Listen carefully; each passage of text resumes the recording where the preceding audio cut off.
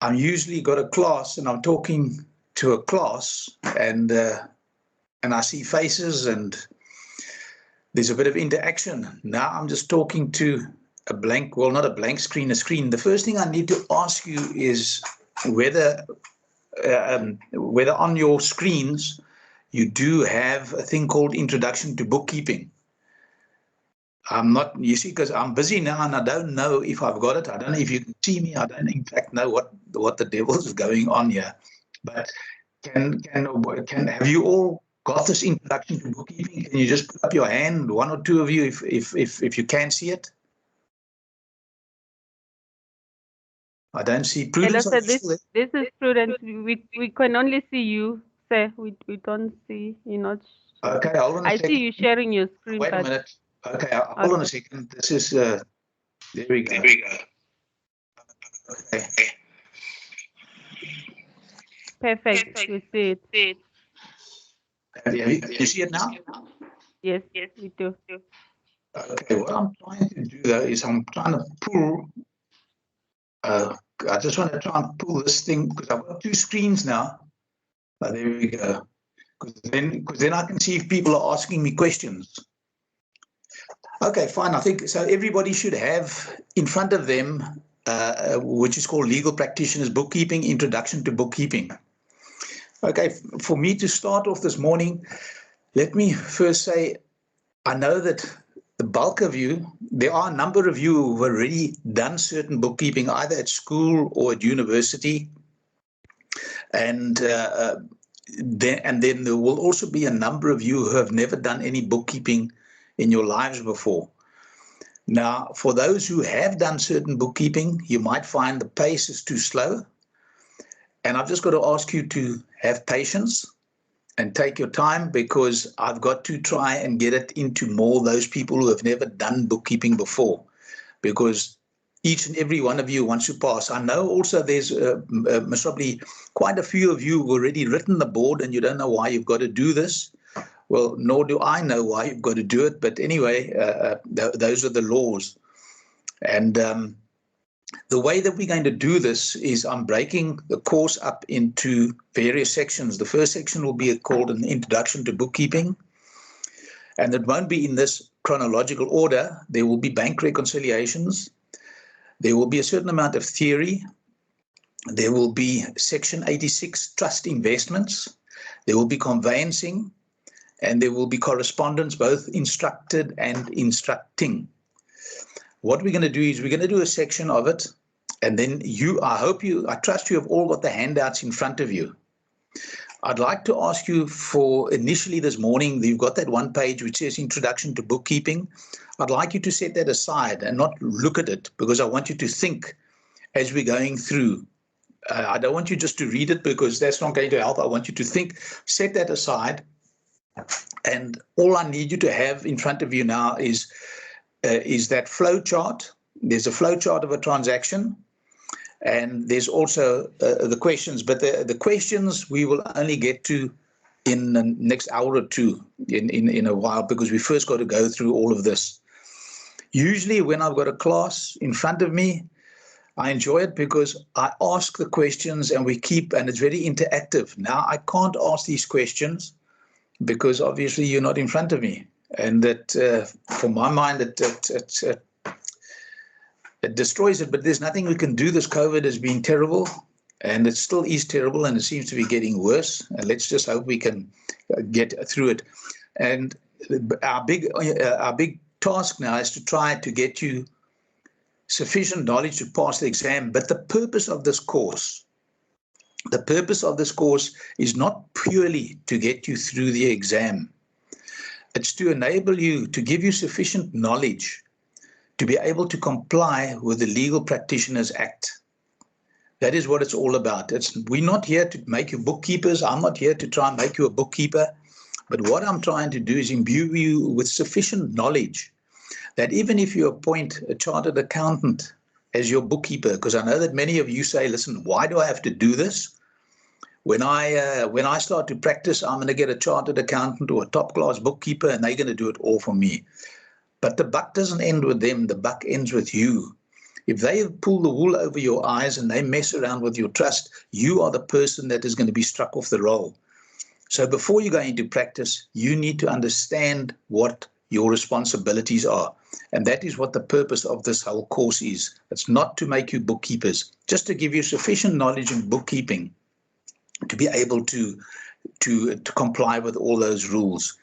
Now, I know that as practicing attorneys or attorneys that are going to be practicing to the future, you all don't like bookkeeping. You didn't go into law because you enjoy figures. You don't enjoy the figures.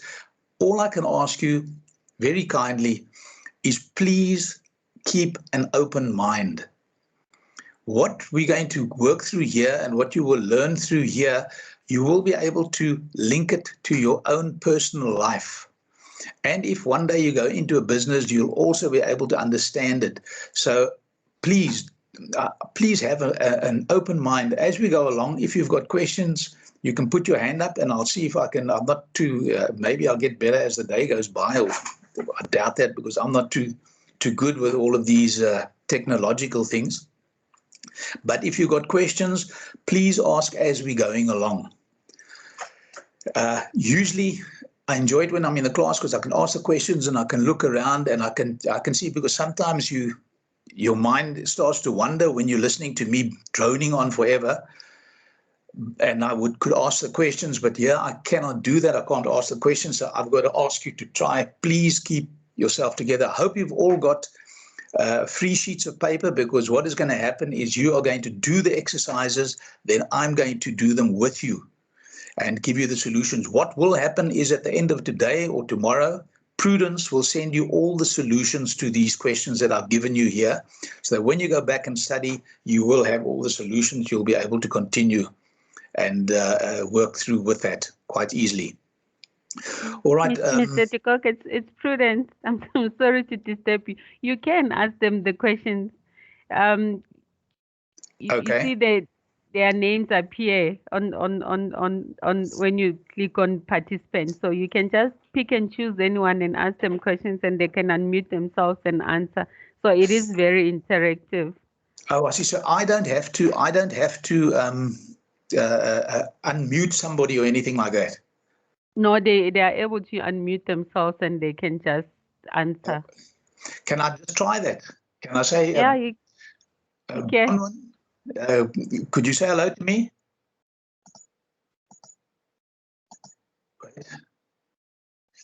How do I unmute Prudence? Because I see there's a. Does she unmute herself? Hello. Bronwyn Scholes, you there? Hi, good day, Mr. de Kock. I'm present and very excited for the class. Thank you. Okay, good. Okay, fine. Well, that's nice, because then I can move along and I can just ask questions of anybody. Okay, excellent. Yes. Excellent. Okay.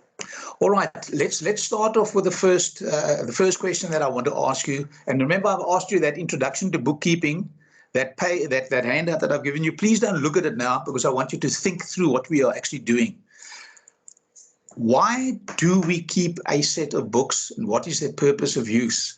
And before we start that, before you answer that question, and I'll ask somebody here, before we answer that question, what I'd like to, you all know that as attorneys, legal practitioners, you are going to have trust books and business books.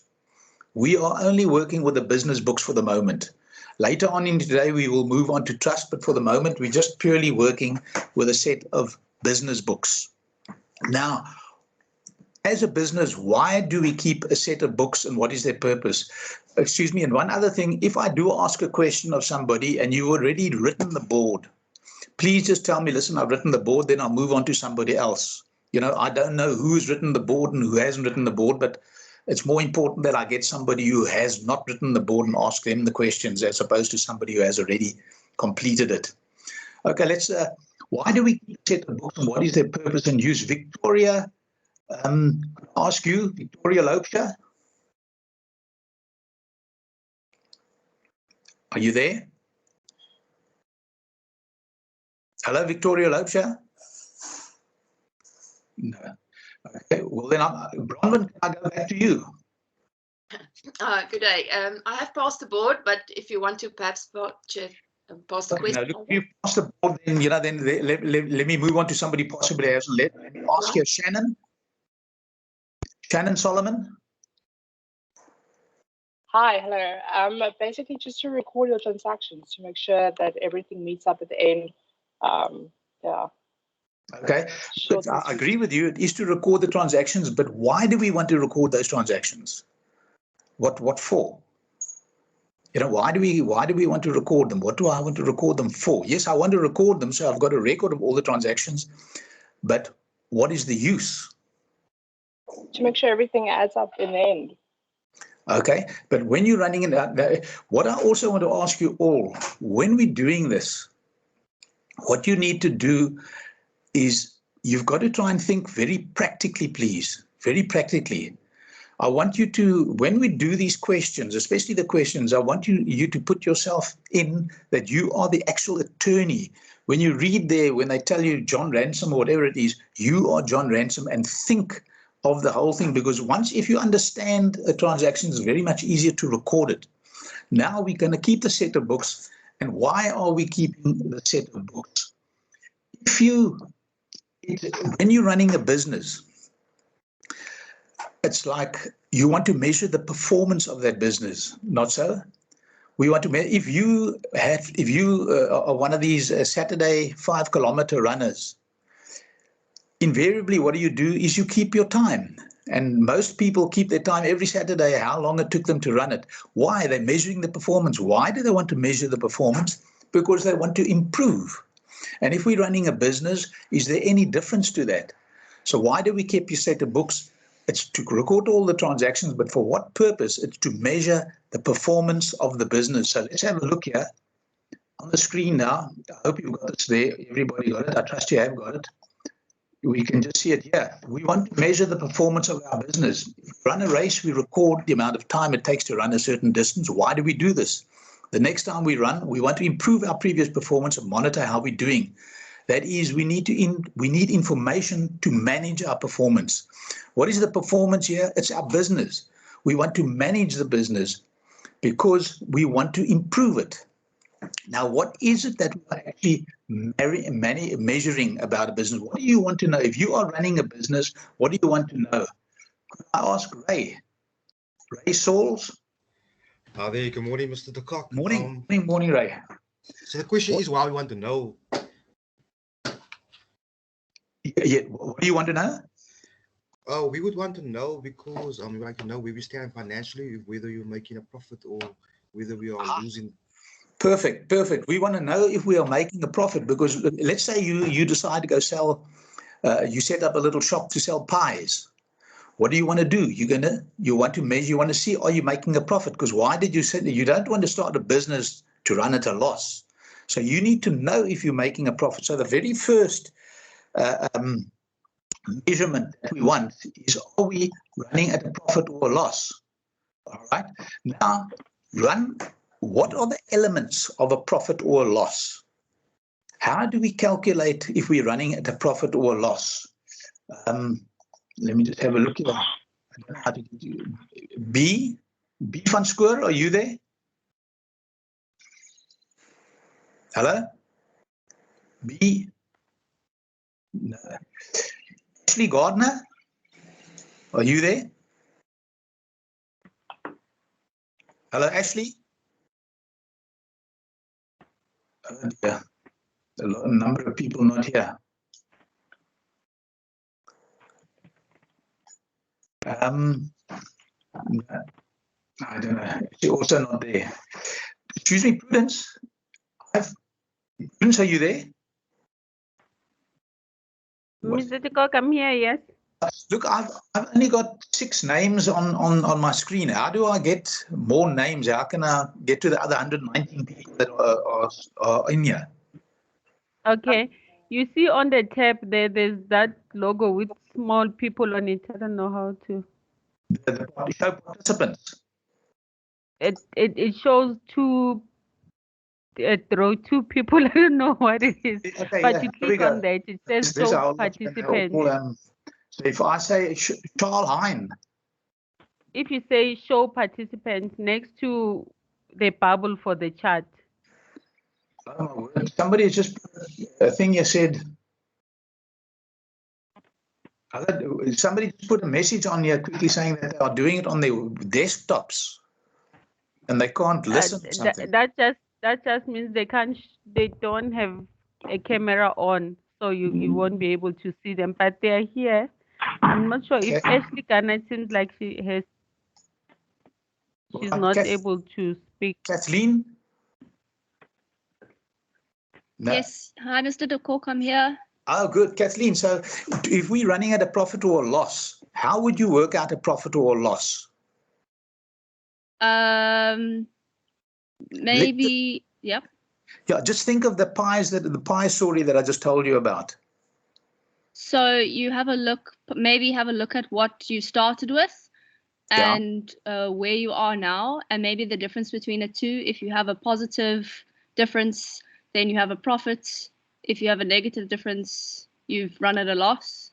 Yeah. In other words, what you're quite right there. What we would do is see how many pies did we sell? What was the value of our sales? And subtract all your expenses, isn't it? Yes, sir. That's it. So that is how we would do it. So let's go have a look here. What are the elements of making up a profit or loss?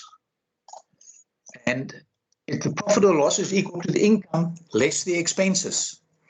Now, I don't know how many of you have been to AGMs or are members of clubs or anything like that. I know that there's not very many people that go to these AGMs, etc. How does an AGM work? What is it? The annual general meeting is all the people who are either shareholders or members of the club. They're invited to come and attend the meeting. Why? Because, look, the year before you selected a committee. Let's just take a club. Maybe it is the Italian club who have just won the World Cup, which is fantastic. Sorry to those who supported England, but it was a very interesting game. It's sad that it had to go to penalties, but that's the way it goes, unfortunately. But we've got the profit and loss. If we want to measure, when you go to an AGM, you would have selected a committee the previous year, people that were going to then control and run your business. When after a year, the years run past, now they must report to you, so you have an annual general meeting on the year that has passed. The chairman usually stands up and he tells you what the club has done, where it entered, how many people it's got, what they did, improvements to the buildings and the fields, and who they employed as coaches, etc., which players they paid for, etc. After that, the treasurer stands up. And the treasurer tells you all of those decisions that were made by that committee, the people they employed, the monies that they spent, what was the financial result of all of those decisions? Because you might have won all the leagues, but you could be insolvent because all the money was spent on buying the best players, but they didn't produce sufficient income to run your business. So therefore, what is prepared is a set of financial statements telling you the profit and loss of your club for the year past. Obviously, if you run at a hell of a loss, you are not going to re-choose or re-elect that same committee, because you'll say, look, you might be wonderful at winning trophies, but you don't know how to financially run a club. And isn't the practice exactly the same? Exactly the same type of thing. Now, what it is when you're at here, what is prepared and issued for the profit or the loss is a thing which is called the Statement of Comprehensive Income. That is one sheet of paper that the Treasury is going to give you. Now, what else do you want to measure and know about your business? What else is it that you think that you want to know about your business? Is Candace, you see there? Candace, are you perhaps there? No. Charlene Theron? No. Hello? Charlene? Charlene speaking. Who's there? Charlene Theron. Hello, Charlene, you're very soft. Could you speak up a bit? Is it better? That's it. That's it. Excellent. Tell me what else do you want to know about your business? We've already discovered that. Look, we want to know the profit or the loss of the business, because if we keep on running at a loss, we're going to go insolvent. What else is that you want to know about your business? How much your business is worth. You don't always have money, but you might have assets like furniture, vehicles. Okay. etc. Well, it's the same with you, isn't it? If you think of yourself personally, you earn a salary and you've got expenses. If your expenses are less than your salary, you'll have something left over at the end of the month, isn't it? And then what you often do is you have a look at, what am I worth? Because let's assume that you want to plan to go on a holiday at the end of the year. You have a look at what you've got now and how much are you going to need at the end of the year, and so what you actually also want to know is, what is your net worth? Now, your net worth, how would you work out your personal net worth?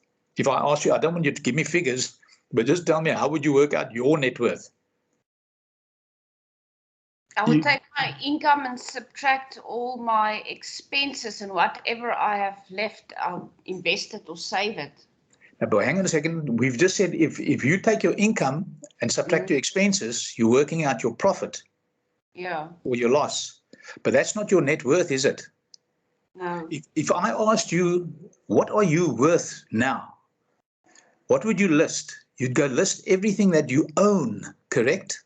Yes, your assets. That's it. And from that, you would subtract everything that you owe. Oh, yes, liabilities, in other and words. The difference between the two is exactly what you are worth at this Net point worth. in time. Yes. That's it. That's it. So that's the second measurement that we want to measure. We want to measure what is the net worth of our business, and that is assets, as you can see on the screen there, less your liabilities. Now, when you went to that annual general meeting, you received a statement of comprehensive income from the treasurer, and what does he give you to show you what is the value, the net worth of your club at the end of the financial year? Why do you want to have that? Because you want to see, is the club still solvent? Can this club still continue into the future? Is it sustainable? That's the word that everybody is using today. Is it sustainable? Can this continue into the future? So we work out the net assets now. There we prepare what they call the statement of financial position. As you can see there on the screen, the statement of financial position. So when you go to this AGM, that treasurer, who is the bookkeeper, he or she would have prepared a set of financial statements which are composed of the statement of comprehensive income and the statement of financial position. There will also be a list of notes to it, just embellishing certain of the figures that are on there. But that is primarily, now, when you're running a business, what do you want to know? You want to know, are you running a profit or a loss?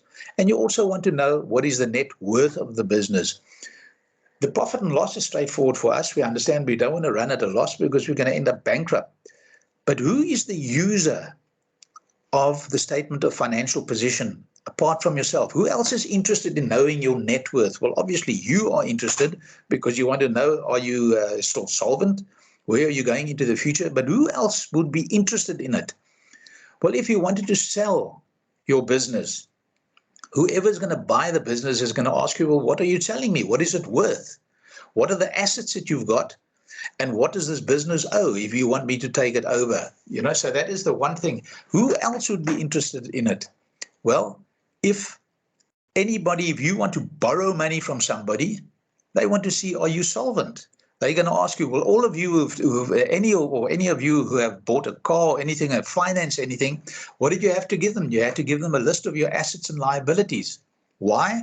Because they want to see, what are you solvent? Because if they lend the money to somebody who is insolvent, firstly, I think that's illegal anyway. And, then they can't really claim it. They're at risk. Sorry, I never told you right in the beginning, I am not an attorney. So please, for heaven's sake, don't ask me any questions that relate to the law. You can ask me bookkeeping questions, but don't ask me any questions that relate to the law, because I know nothing about the law apart from what I've picked up over the years, which is not a hell of a lot.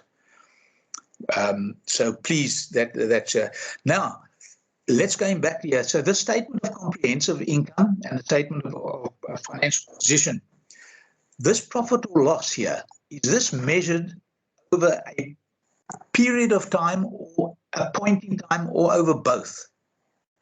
What would we think? Yeah, let's just have. Let me just go down here and see. Kathleen, are you there? Yes, Mr. De Kok, I'm here. Good. Tell me, this the profit or loss. It's over. Is that measured over a period of time, or at a point in time, or both? I would say it's over a period of time. Perfect. Perfect. You can do it. I think there's two ways you can do it. You can do it on a monthly basis to look at a small scale, but usually they might be done quarterly, or your AGM would be your annual year of statements. Yeah, legally, the bulk of them are done. Well, you know, the Companies Act requires annual financial statements. Closed Corporation Act requires annual financial statements. The Trust Act also prepares, you need also to prepare annual, for income tax, annual financial statements. It's annual. But if you want to run the business, as you are just saying to us there, that you would want it to be a little bit more regular, isn't it? Because otherwise, if we take it, if you only relied on the annual financial statements, when do they get prepared? Assuming that you've got a February year end, you'll be lucky if you get those financial statements by April. And when you get them in April, they're telling you what happened 14 months ago, starting 14 months ago up until the end of February. Now you find things are wrong. Now, why do you want these? Because you want to manage the business. And without information, how can you manage the business? You can't manage a business if you don't have information. If you don't know what's going on, how can you manage the business? Now you're only getting this 14 months later. So if you were actually running the business, you would want far more regular, as you just said now, monthly or quarterly or something, so that you can measure that. Certain business, they don't do it because they run on a gut feel, or they just have a look at what their bank account is, possibly dependent on the type of business that we are running. But certainly the profit and loss is measured over a period of time. Let's have a look here. The profit and loss is over a period of time, traditionally and legally, annually, the Companies Act, Income Tax Act. However, to run a business, you may require more regular financial results. The statement of financial position, your net worth, is that measured at a point in time, or is it measured over a period of time? Ben Louis, are you there? Is Ben Louis there? I've already passed the paper. Are you already passed the paper? Okay. Let me just have a look here. Anandi van der Merwe, are you there? Anandi, not there? Houtsama? Okay, look, they're not there, so what can I do? Amanda, Anthony? Hello. Hello, are you there? Amanda? Yes. Morning. Morning. Okay, tell me the net worth, the statement of financial position, is it measured at a point in time or over a period of time? What do you think? I think it's over the period. Now, let's think about you. If I asked you what you are worth, and I'm asking you now, today, what are you worth today? You would work out your assets, what you own, and you subtract what you owe. Not so? Yes. So would that be the same as tomorrow? Let's assume that tonight, well, I don't know if we can yet. No, you can't. If you could go to the casino, if you could go to Grand West, would you necessarily be worth the same tomorrow as you are tonight? No. No, because it depends on whether you win or lose money, isn't it? That's it. So you can see your net worth has to be measured at a point in time. It's always measured at a point in time. Okay, so the net worth of the business is measured at a point in time, because what you're worth today is not going to be the same tomorrow or in a month's time. The profit and loss is measured over a period of time, whereas the balance sheet or the statement of financial position, balance sheet is the old word, is measured at a point in time. Now, is there a link between these two measurements? Is there a link between the profit and loss and the net worth? Let's take an example. Yeah, there you have it on your screen. You have 100,000 rands in your savings account, and at the current moment, it's only earning 3.5%. It's lower than the inflation rate, so you're going backwards. In other words, if you took your 100,000 today and you went to go buy tins of beans, you would get, let's say, you would get 10,000 tins of beans. In a year's time, if you earned 3.5% interest on it, you'd have 103,500.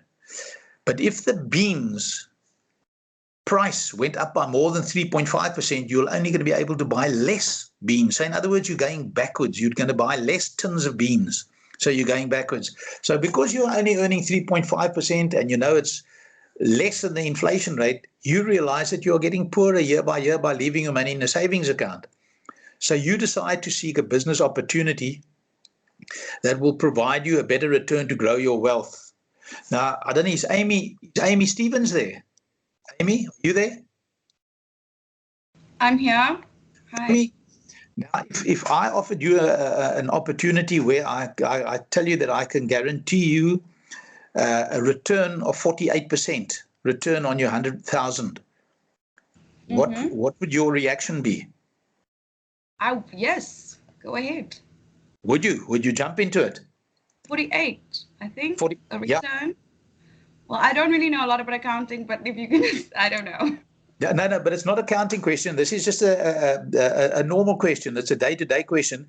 You invest money, and I tell you, listen, Amy, I can give you 48% return on your money. Will you jump at it? I would, I think, yeah. Amy, I hope not. Really? See, I don't know these things. That's 10 to 1 is going to be a Ponzi scheme.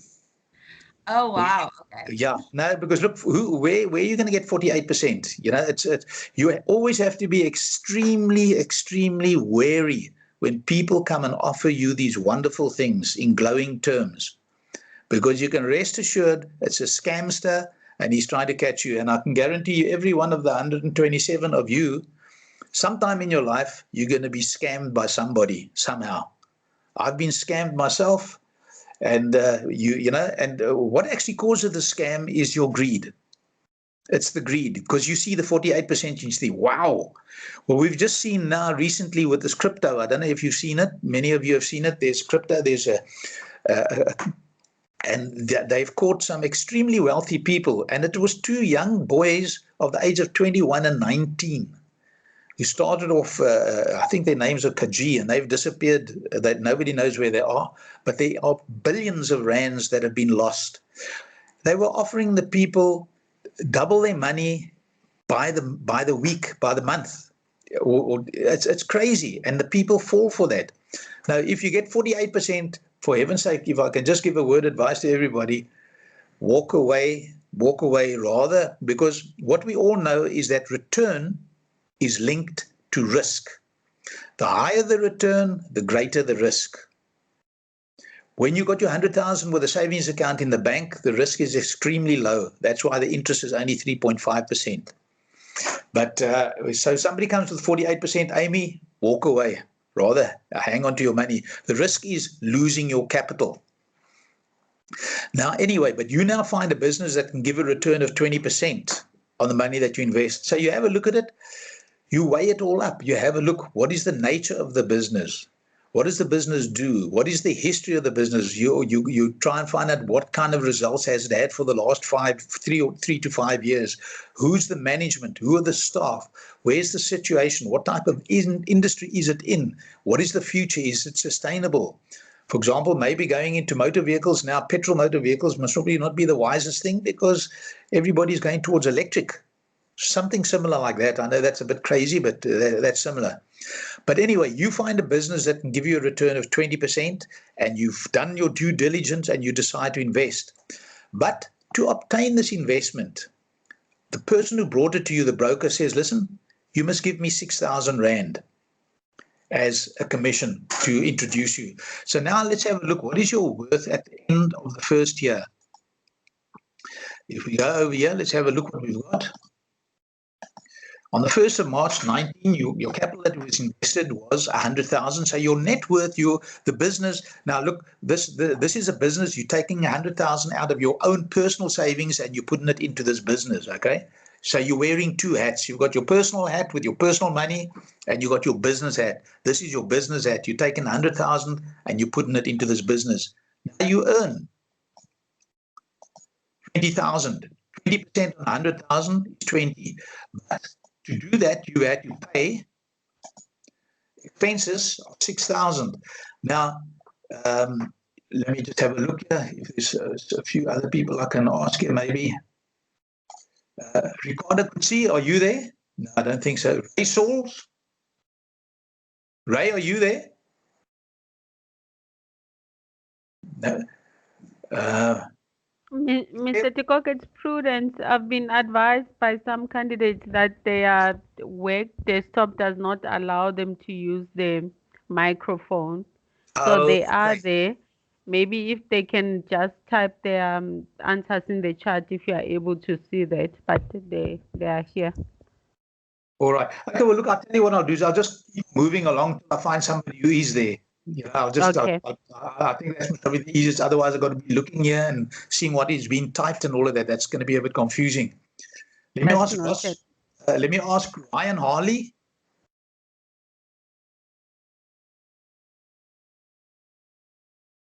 Samantha later. Your net worth, you have what you invested 100,000 and the earnings the 20,000 minus your expenses, so it'd be 114,000. That's it. So your net worth would have been at the end of February, a year later, would be 114. Excellent. Now let us go prepare the financial statements for this little business here.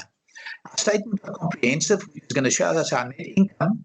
We're going to show that we've got income of 20,000 and our expenses are 6, correct? So we've got a net income and a profit of 14. Now the statement of financial position, we would reflect our assets, which is the cash in the bank of 114. We don't owe anybody any money, so our net worth is 114. What is that represented by? That is represented by what we call your capital account. It's the initial advance of 100,000 that you put in, and that 14,000 profit that you made, who does it belong to? It belongs to the owner. So that is the 114,000. Now, what is this capital? What do we call capital? Capital is the money that when you start a business, you put in yourself. You take it out of your savings and you put it in. Why is it called capital? Because here we are talking about a sole proprietor. And we can't call it a loan because you cannot lend money to yourself. If this was a company, we would call it share capital. If it was a closed corporation, we could call it members' interest. And if it was a company, which is a separate legal entity, we could have a loan by the owner or the shareholder to the company. But because we're dealing here with a sole proprietor, we call that the money that is into a business by a sole proprietor is called capital. Those who have done bookkeeping would know that. Okay, let's just have a look at what is capital. Let's just see what we've written here. It's the money that you lend to your business and the business owes you. If you close down the business, that is what you would get from the business, your capital account. In other words, let us say here on the 29th of February 2020, you close down this business. How much money would you take out? Well, all the money that was in the bank you would take out, which is the 114, which is represented by the 100 plus the 14. Now, if you apply this to your own positions, if you are worth today, or let's say on the 1st of July, if you were worth 50,000 Rand, you earn a salary of 20, and if you had expenses of 14, you would have had 6 left over, then you would have been worth 56,000 at the end of the month. Correct? At the end of July, it'd be worth 56. And you can see it's not, this bookkeeping is not rocket science, eh? Believe you me, it's not rocket science. It is common sense. It's really common sense. And it's stuff that you work with each and every day yourself, with own stuff that you're doing. Now, using the same situation that we've got over here, the same story here, because you've done very well, what you decide to do is you made 104, you made 14,000, you're worth 114, but why do we all want to make a profit because we want to use that money. Now, let us say you're very happy with this business that you've gone into. So you decide, well, listen, I'm going to go away on holiday. I'm going to take myself up to Sun City and I'm going to take 5,000 rands out and go to Sun City. Firstly, the first question I want to ask you is, can you do that? Of course you can do it. It's your business. It's your money. You can do what you like with it. So you take 5,000 rands out and you go off to Sun City. Now my question to you is, what are you worth at the end? Well, let's have a look. What are you going to be worth?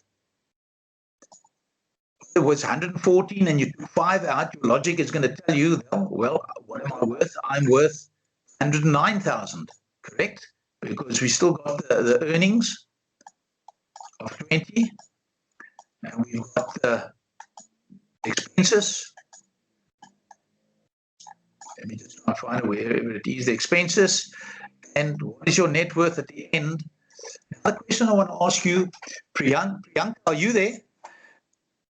What is your profit? Is Priyanka there? No. And Tabaleng, are you there?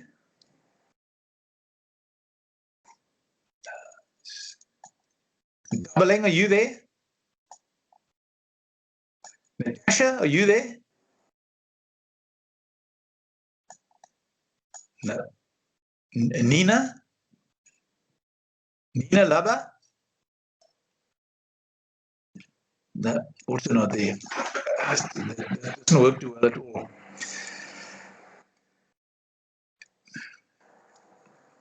Can each of you just, can you maybe undub yourself, unmute yourself? So if somebody's got an answer, maybe somebody can just tell me what the answer is.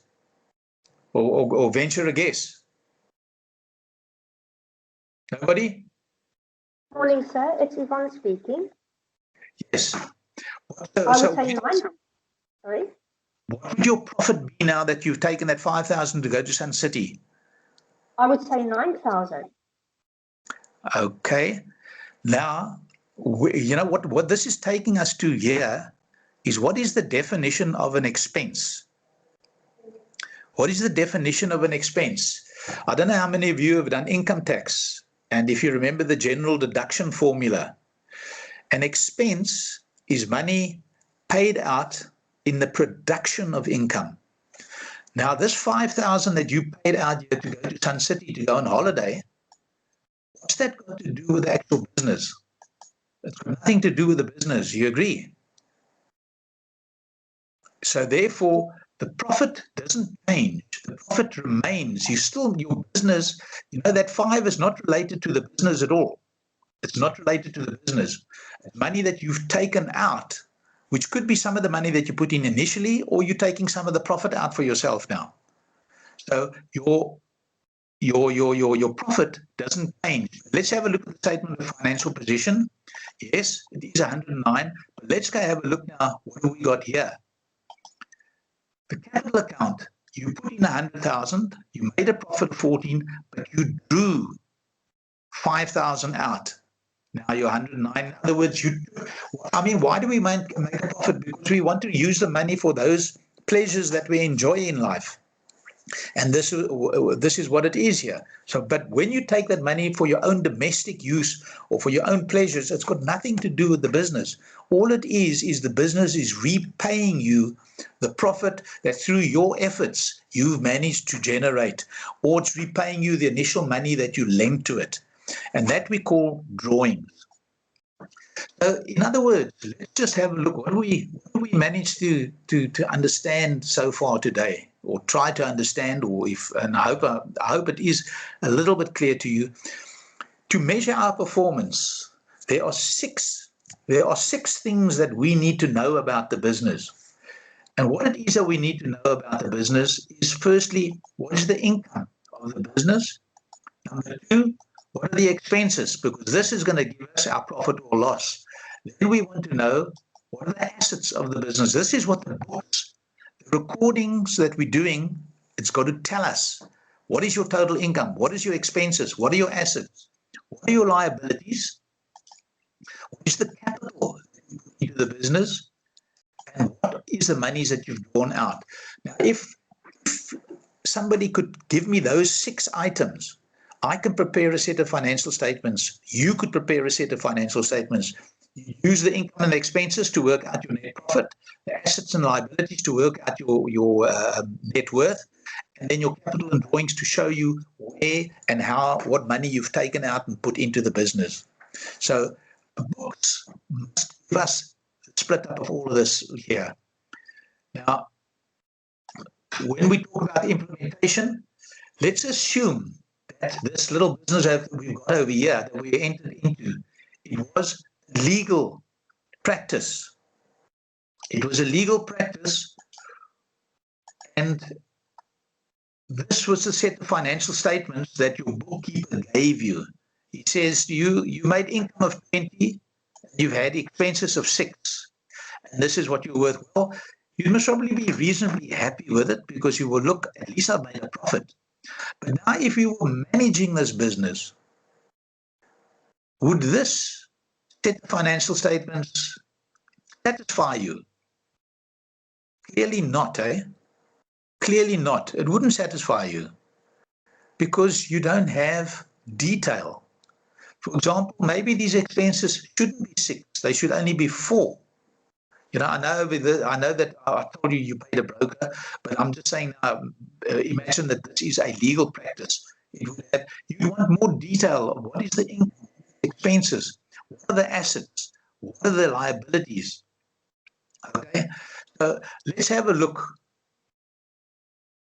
I want to have more information. The income.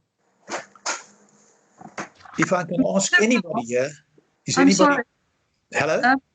Sorry, you're lagging quite a bit when you speak. Would it be possible for you to turn your camera off? That might make it better. So we'll still hear you and see your screen sharing, but just not your face.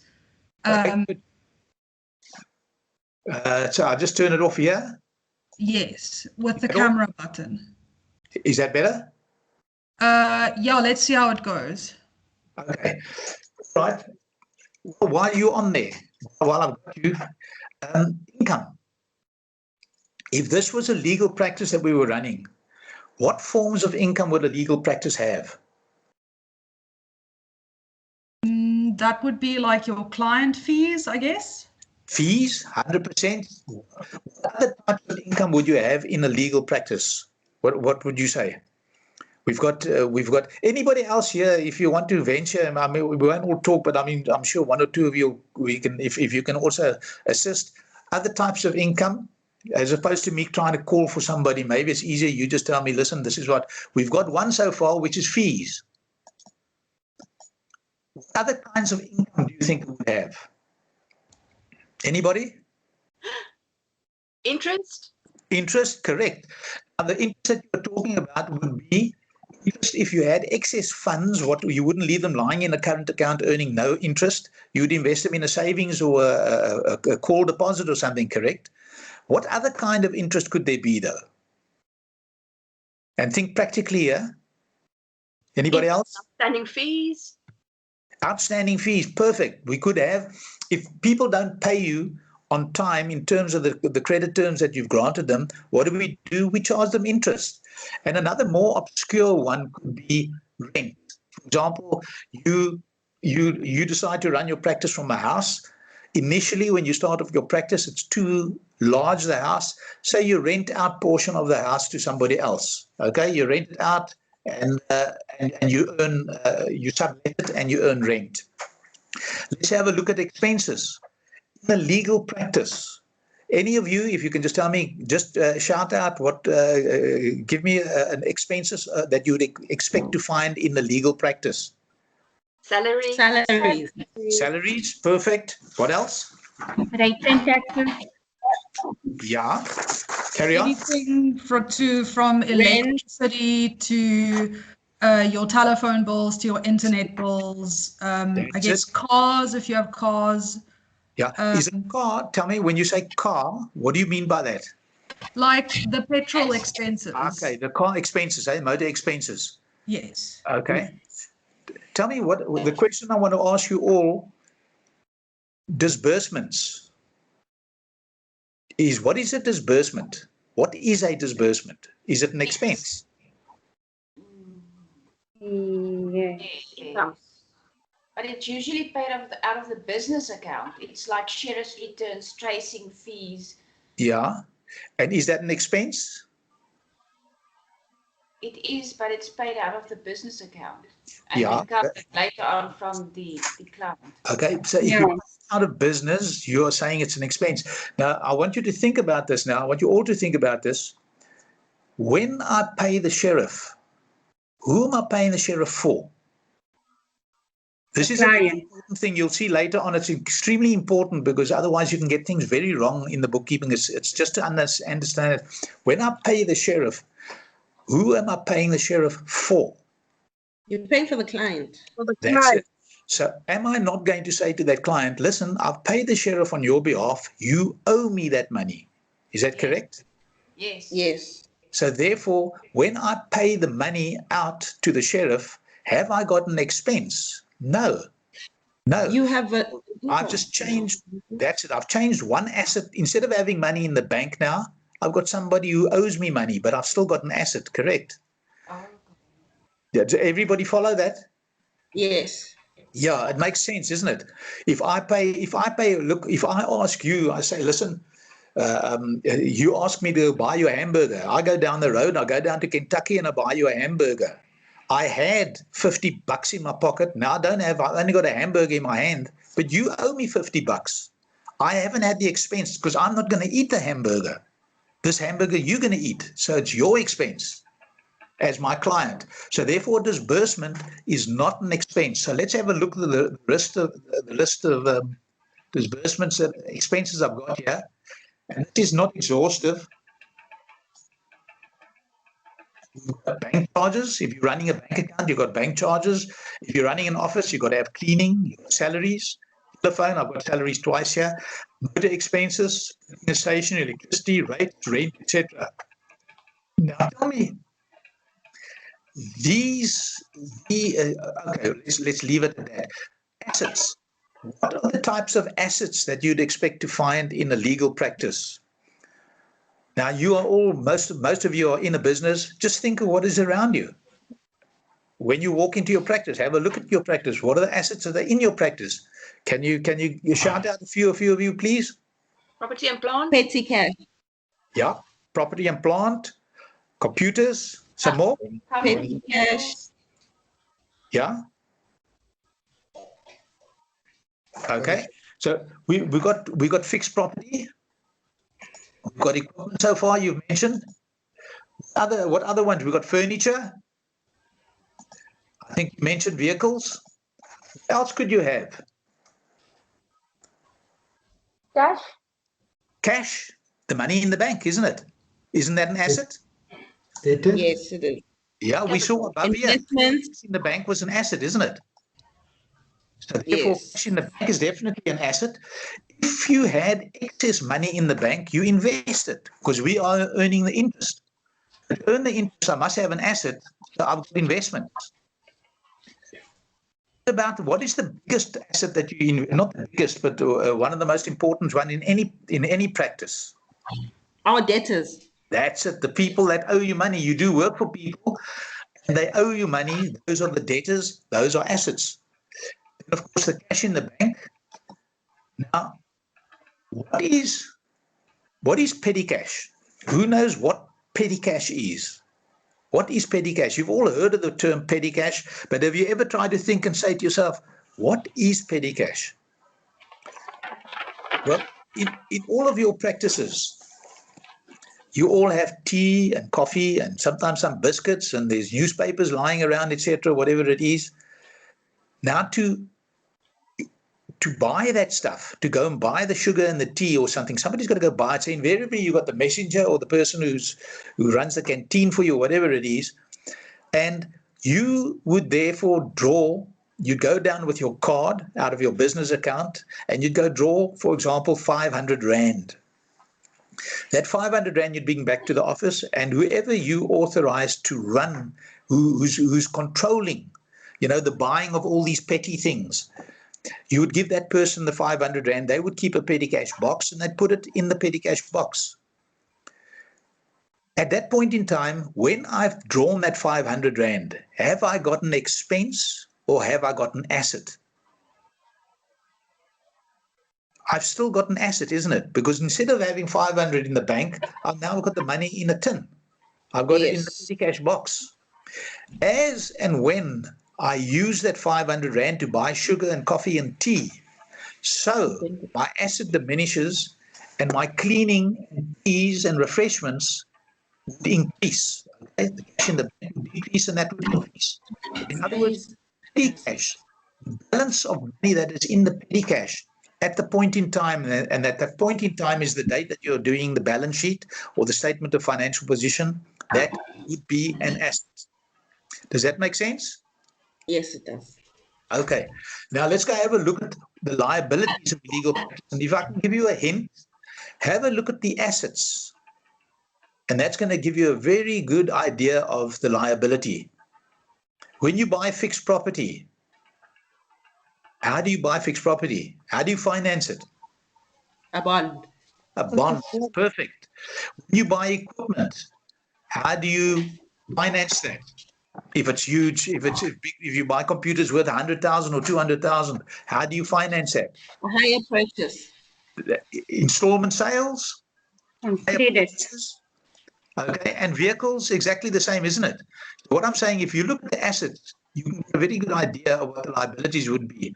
What would the opposite of investments be? You borrow money. You are loans. What is the opposite of a debtor? A creditor. A cash in the bank would be an overdraft, and there's nothing the opposite of petty cash. So when you have a look at liabilities, you can have a look at the assets, and invariably that'll give you. And then, of course, we've got capital and drawings. Now, each one of these here in accounting, each one of these, we call these an account. You open an account, and all transactions that relate to this account are accumulated in that or in this account. Now, the opening of these accounts here, who decides what accounts should be opened in your legal practice? Who would decide what account should be open here? Is it the bookkeeper? Who makes the decision what account should be opened? Is Charlene there? Bronwyn? It will be the director or the person authorized by resolution. Sorry, why don't you repeat that for me, please? It might be the person authorized by resolution to do so, to open the account. Okay, but now this is your practice. Okay, this is your practice. Then I will be the person signing on behalf of the company. Okay, but you don't. There's no signing at the moment. We're just determining when you're starting your practice. Let me put it to you this way: your practice, you've got 3 disciplines. You do debt collecting, you do conveyancing, and you do criminal work. Right? And you've got different people employed in each of those 3 sections. You, as the owner of that business, as the proprietor or the manager, we'll call it the proprietor, the owner of the business, what do you want to know? You want to know what profit is each department making, isn't it? Because if one department is making money and another department is not making money, you'd have to try and you want to find out the one that is not making money, why is it not making money, correct? If you put it all together, just one, if you just had all the fees of all 3 departments thrown together and all the salaries thrown together, would you have sufficient information to make financial decisions or decisions to improve the department? No, you wouldn't be able to. So you would say, listen, my fees, you would tell your bookkeeper, the bookkeeper or Mrs. Bookkeeper, please, I want the fees split between the various departments. Then I want the salaries, the telephone, each one of these I want them to be split. Now you're going to say, but how are you going to split the bank charges? Well, whatever splits I would do here, I would get the manager of each of those departments and get all three of them to sit down around a table, and I would tell them, listen, I want to now split the bank charges. How are we going to do that? And you can rest assured, because their bonuses, etc., are based on the results of their department, they would want the least amount of bank charges charged to them. So they would come up with whatever story it is as to why and how. And that is, in that way, you would then get your best way of deciding how to split up all of these various expenses. But you would want to see what is the criminal section producing, what is the conveyancing section, and what is the debt collecting section. And if you find then that one of those sections is not producing, what would you do? You don't find out where is the problem, where is the hole in the bucket, what am I doing wrong? Am I not giving them the necessary information? Have they not got the right equipment to do it? Have they got the wrong software, whatever it is? And that is how you manage a business. Not so. That's exactly how you would go about managing this business. But if you didn't have that information, how would you decide where the problem is? You don't know where the problem is. If you just lump it all together, you don't know where the problem is. How can you manage it? You can't manage it. So therefore, these accounts, the user of these financial statements is the owner, because he's the one who's the most interested. The bookkeeper can assist him, surely, but the bookkeeper is not going to tell him, this is how you're going to do it. He'll say, but look, this is what my need is, and this is what I want to fulfill that need. So all of these accounts. What is the difference between accounting and bookkeeping? Are you all still there? Still okay? I'm not going too fast. Are you all okay? Somebody say something? Yes. We good. Okay, good stuff. Okay, accounting is made up of the interpreting, the classifying, the analyzing and reporting and summarizing the financial data. Bookkeeping is the actual recording of the financial data. There's a difference between the two. Not a huge difference, but accounting is more the interpreting, the classifying, whereas bookkeeping is the actual recording. Now, what is it that we will be recording? What is it that we will be recording? Anybody got a venture a guess? What is it that we are recording?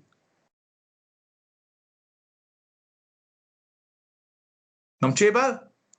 Samantha? Is it maybe the transactions? That's it. Perfect, perfect. I need you all to try and don't be shy to put something, and even if it's wrong, it doesn't matter. I don't care if it's wrong.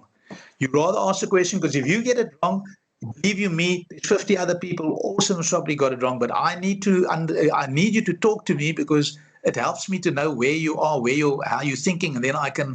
It helps me to measure what I've got to say and what I don't have to say. Okay, but 100% right. We're going to record the transactions, and each and every transaction that is entered into has to be recorded. We can't run a business and say, okay, I don't like that transaction, I'm going to leave it out, because what are we trying to do? We're trying to measure the performance of the business, and the business is a summary of all those transactions. So we have to record each and every transaction. We can't leave out any. So to get the true financial results of any business entity, each and every transaction has to be recorded. We cannot record certain and record others. We would not reflect the true results nor the financial position of the business. Now, how will we record these transactions? Now, this is where we get to the guts of the whole thing. How do we record these transactions? If you haven't done bookkeeping before, and I said to you, how will you record these transactions? Well, you're going to say, well, I take a piece of paper and I'm going to write them down. But in what format are you going to write it down? How are we going to write it? Well, you don't have to know that, and you don't have to do that, because it's been created for you already. It was created back in the 14th century by an Italian monk by the name of Luca Pacioli. He was a colleague, and also in the time of Da Vinci and all of those guys. And I think he lived in Florence, where I think they're all celebrating today because of having won the European soccer trophy. He was a Franciscan friar, and he devised what we call the double entry system. This double entry system, he said that each and every transaction, let's just have a look at what I've said here. How will we record these? This is the very essence of bookkeeping. Fortunately for us, back in the 14th century, an Italian mathematician and Franciscan friar by the name of Luca Pacioli, who collaborated with Leo da Vinci, devised what is today known as the double entry bookkeeping system. Basically, what did he say? He said that each and every transaction has got a receiving and a giving side to it.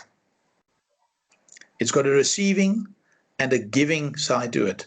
Now, you may say to me, as attorneys, and you're quite rightfully going to say to me, but that's not so clever. I could have told you that as well.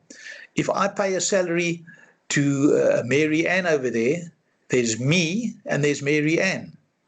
Pacioli says, no, you don't understand. You haven't got you're not grasping what I'm saying.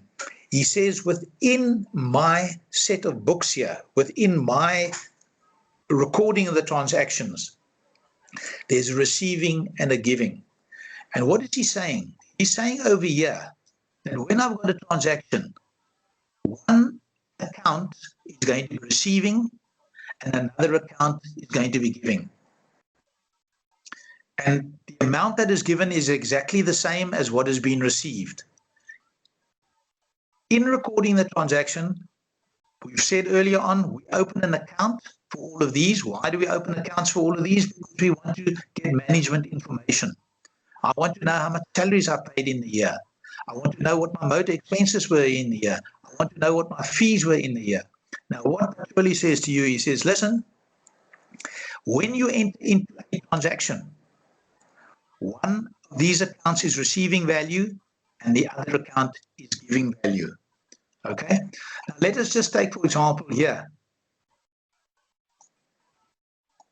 We've got a transaction that says you deposit 20,000 rands of your own money into your business bank account. Okay? So let's just again, you deposit capital, you start your business. When you start a business, why do we put in capital? Because you've got to pay your first month's rent. You've got to draw petty cash. You've got to buy stationery. You've got to start to run your business, isn't it?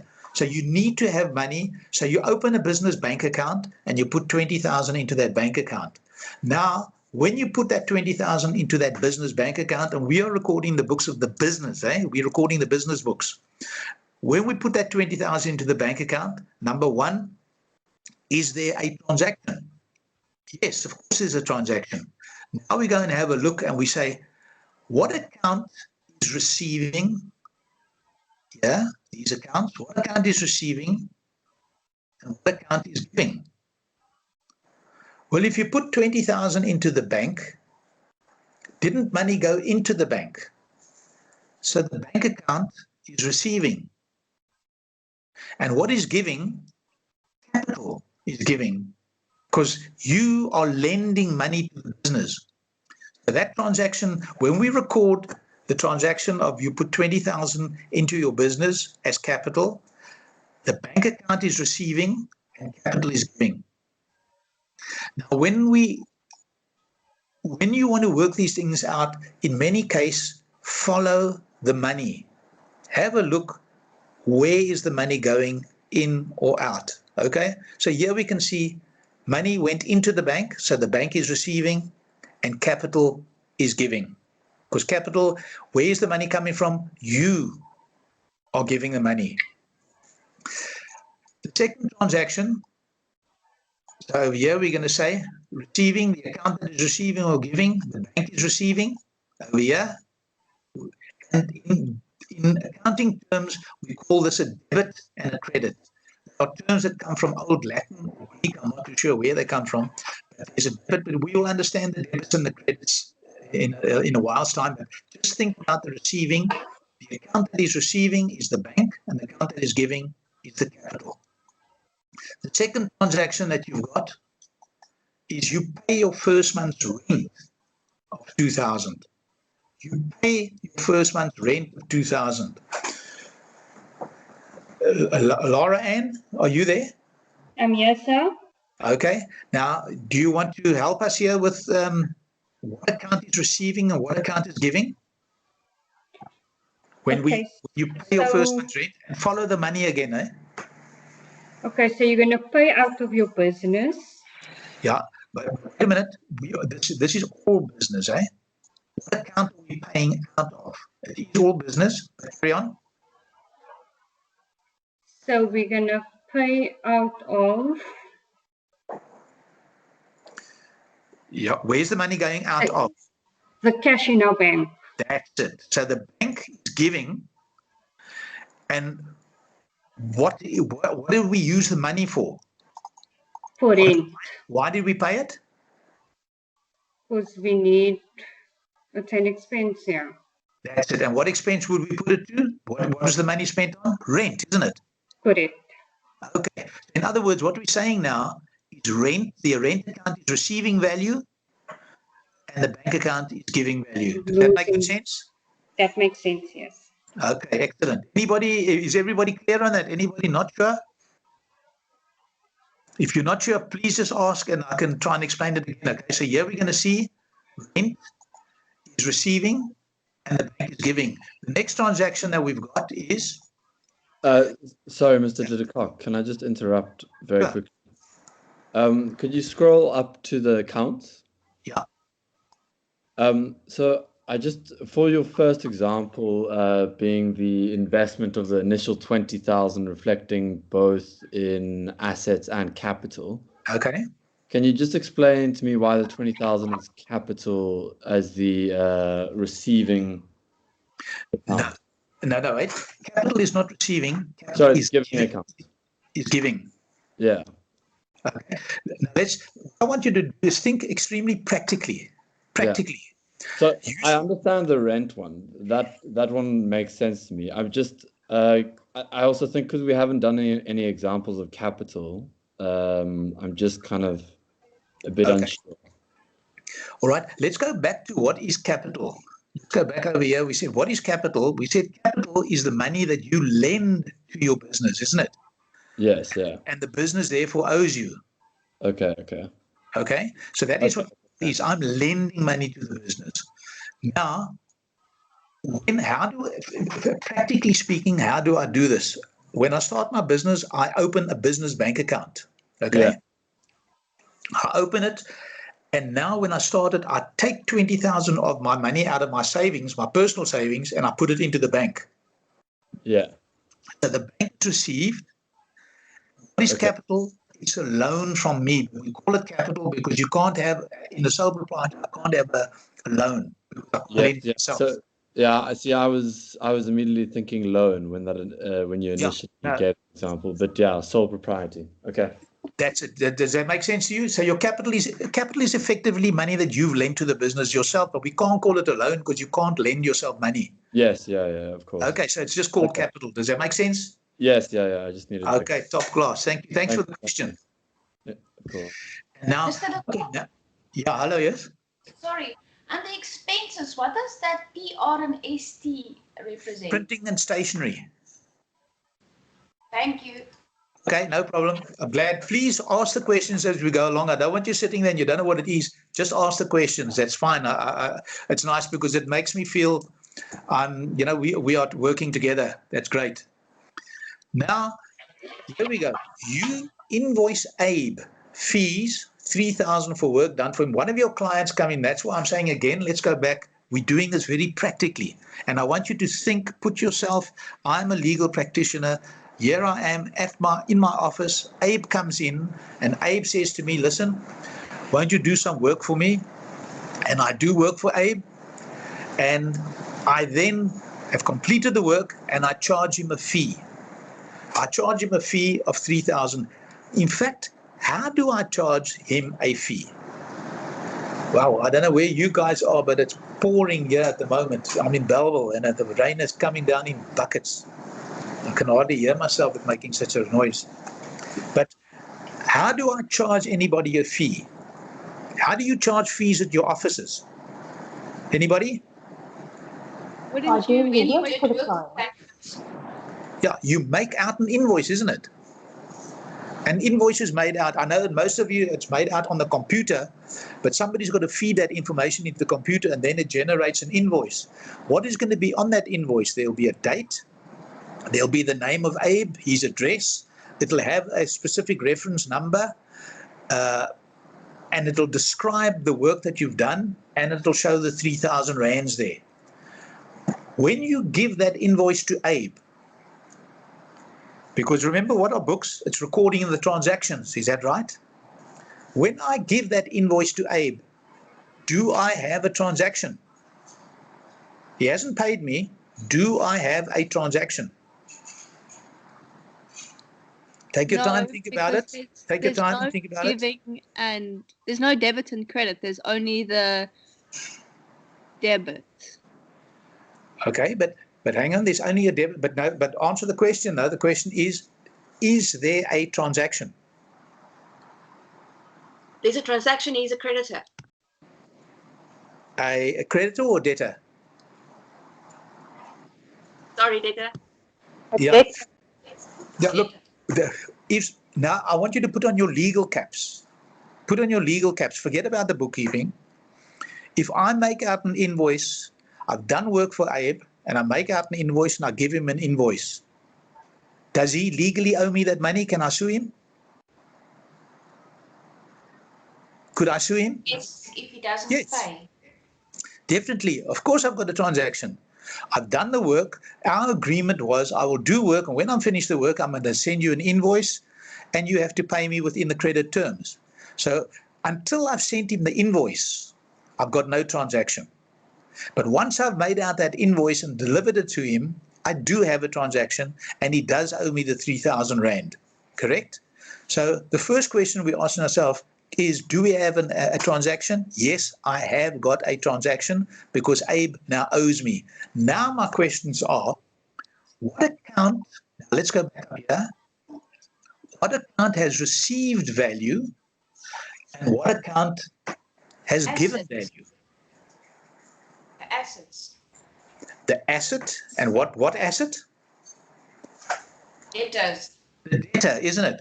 Because he's received the value of Abe is a debtor, correct? Abe is a debtor. He owes me. Now, if he owes me, that means why does he owe me? Because he's received value. He's received the value of the work that I've done. He's received that value. So Abe is a debtor, has received, and what is given? What account here has given value? Take your time, think it through. What account do you think is given value here? Fees. Perfect. Fees. What actually, tell me, if I ask you the question, what are fees? What is a fee? What is a fee? Well, a fee is the financial value of the legal skill that I have given to a client. Correct. When I work on somebody, I'm giving them my legal skill. I'm giving them my legal brain.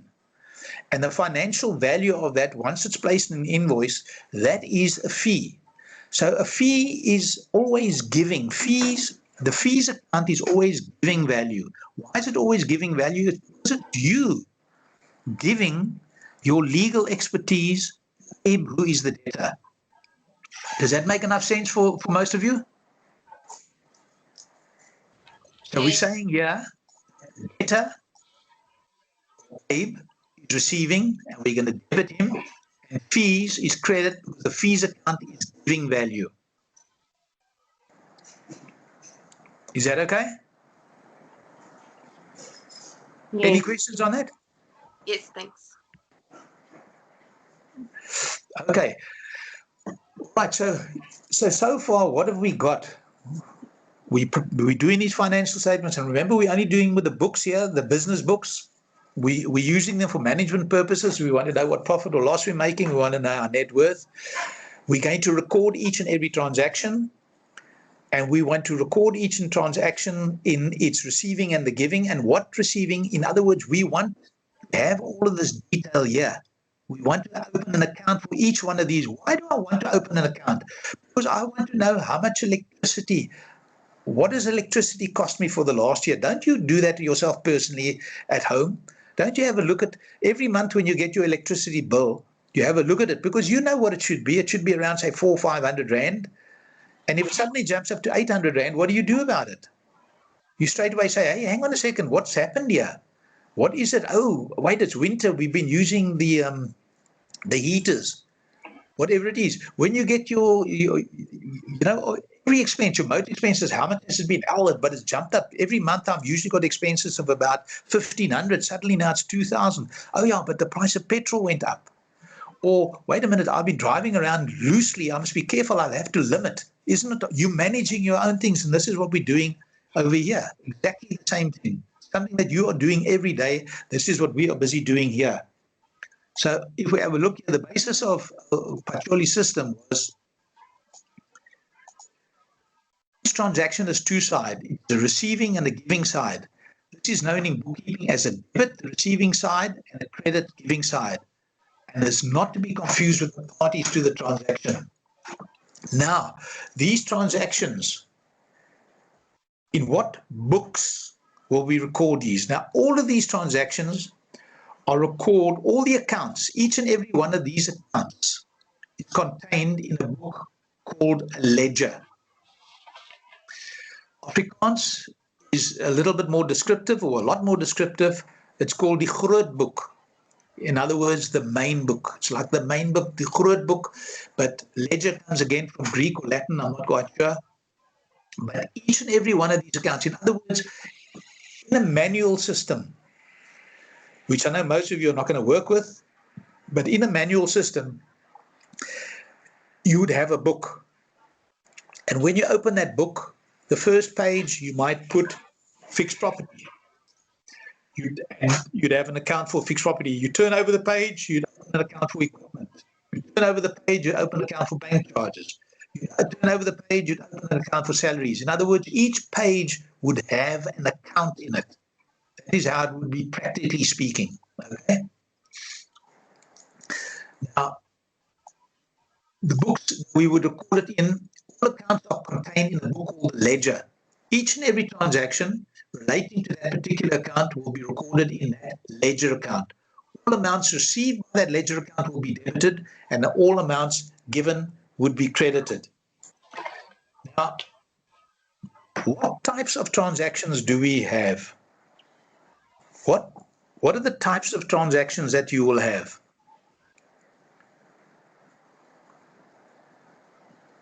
Liam, are you there? Liam Murphy? Sorry, can you just repeat the question very quickly?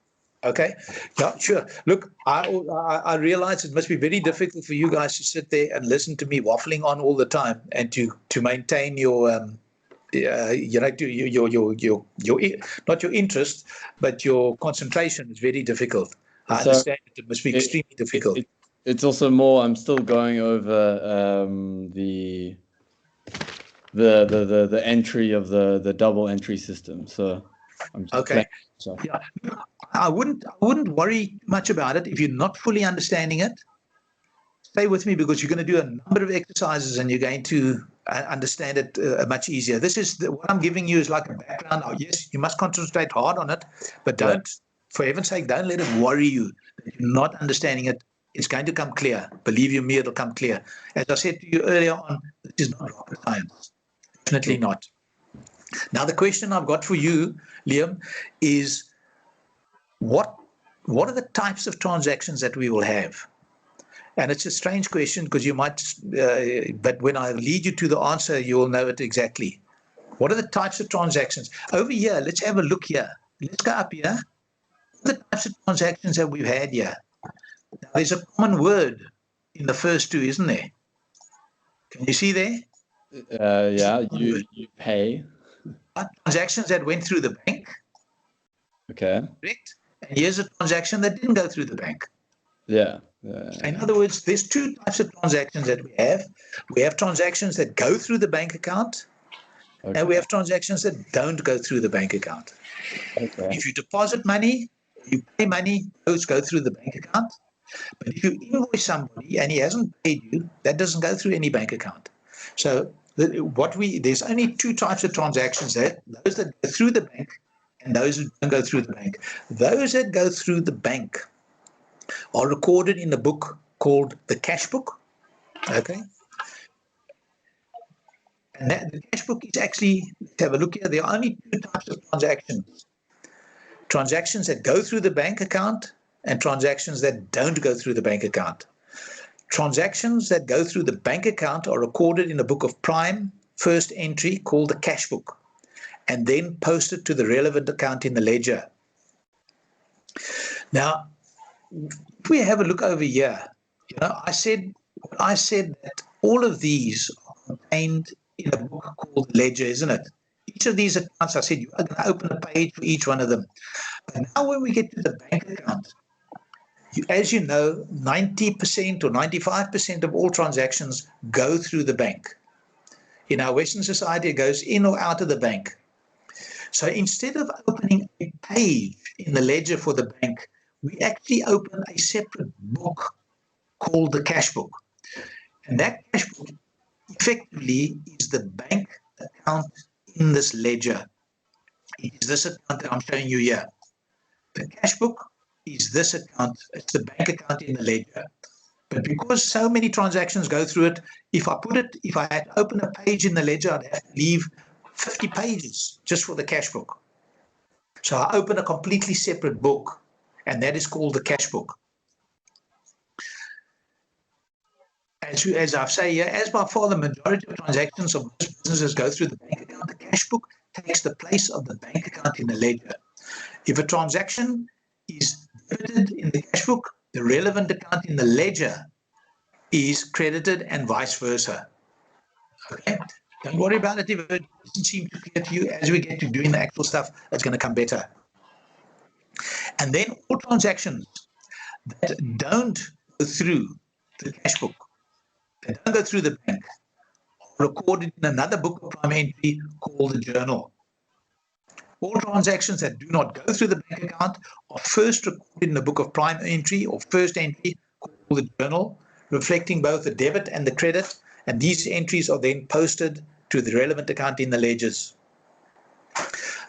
Let's have a look here.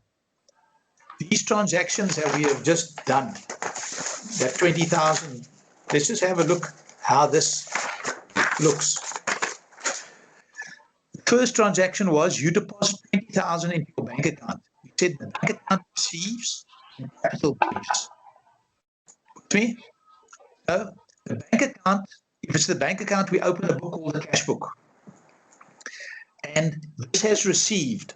So we are going, this is the debit side. Now, before I even go there, can you see this format here? I just wish I was in front of you that I could show you. Can you see this T account here? Actually, do one over here. For example, here's a T account. It would be, and there, can you see the T here? Now, in bookkeeping, this is what we call a T account. This is the debit side over here, and this is the credit side. We'll see it over here, the debit side and the credit side, the receiving side and the giving side. Okay?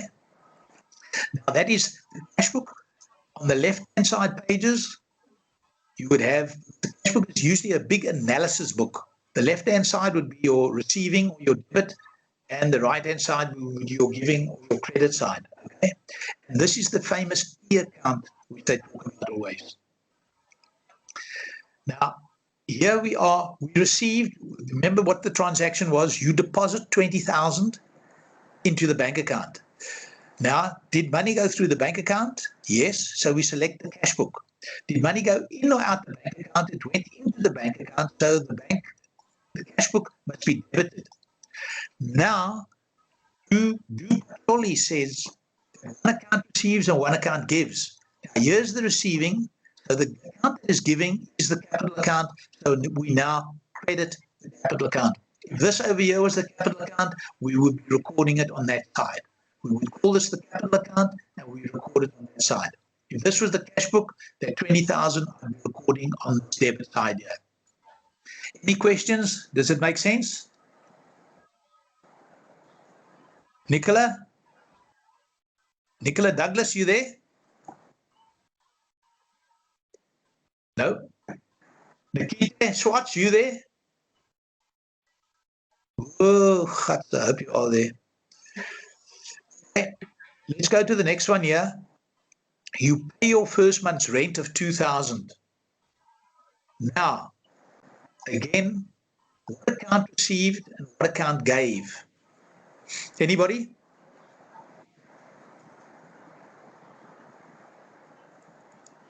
Hello? Am I still being heard? I'll say on the credit side, it'll be for the expenditure, I'm assuming. On the credit side, what is the question we've got to ask ourselves? Did money go through the bank account? Right? Over here, you pay your first month's rent. Did money go through the bank account? Yes. Yes. If money went through the bank account, what book do I have to grab? The cash book. Yeah, cash book. Did money go in or out? It went out. Oh. So therefore, the cash book is giving. So we credit the cash book.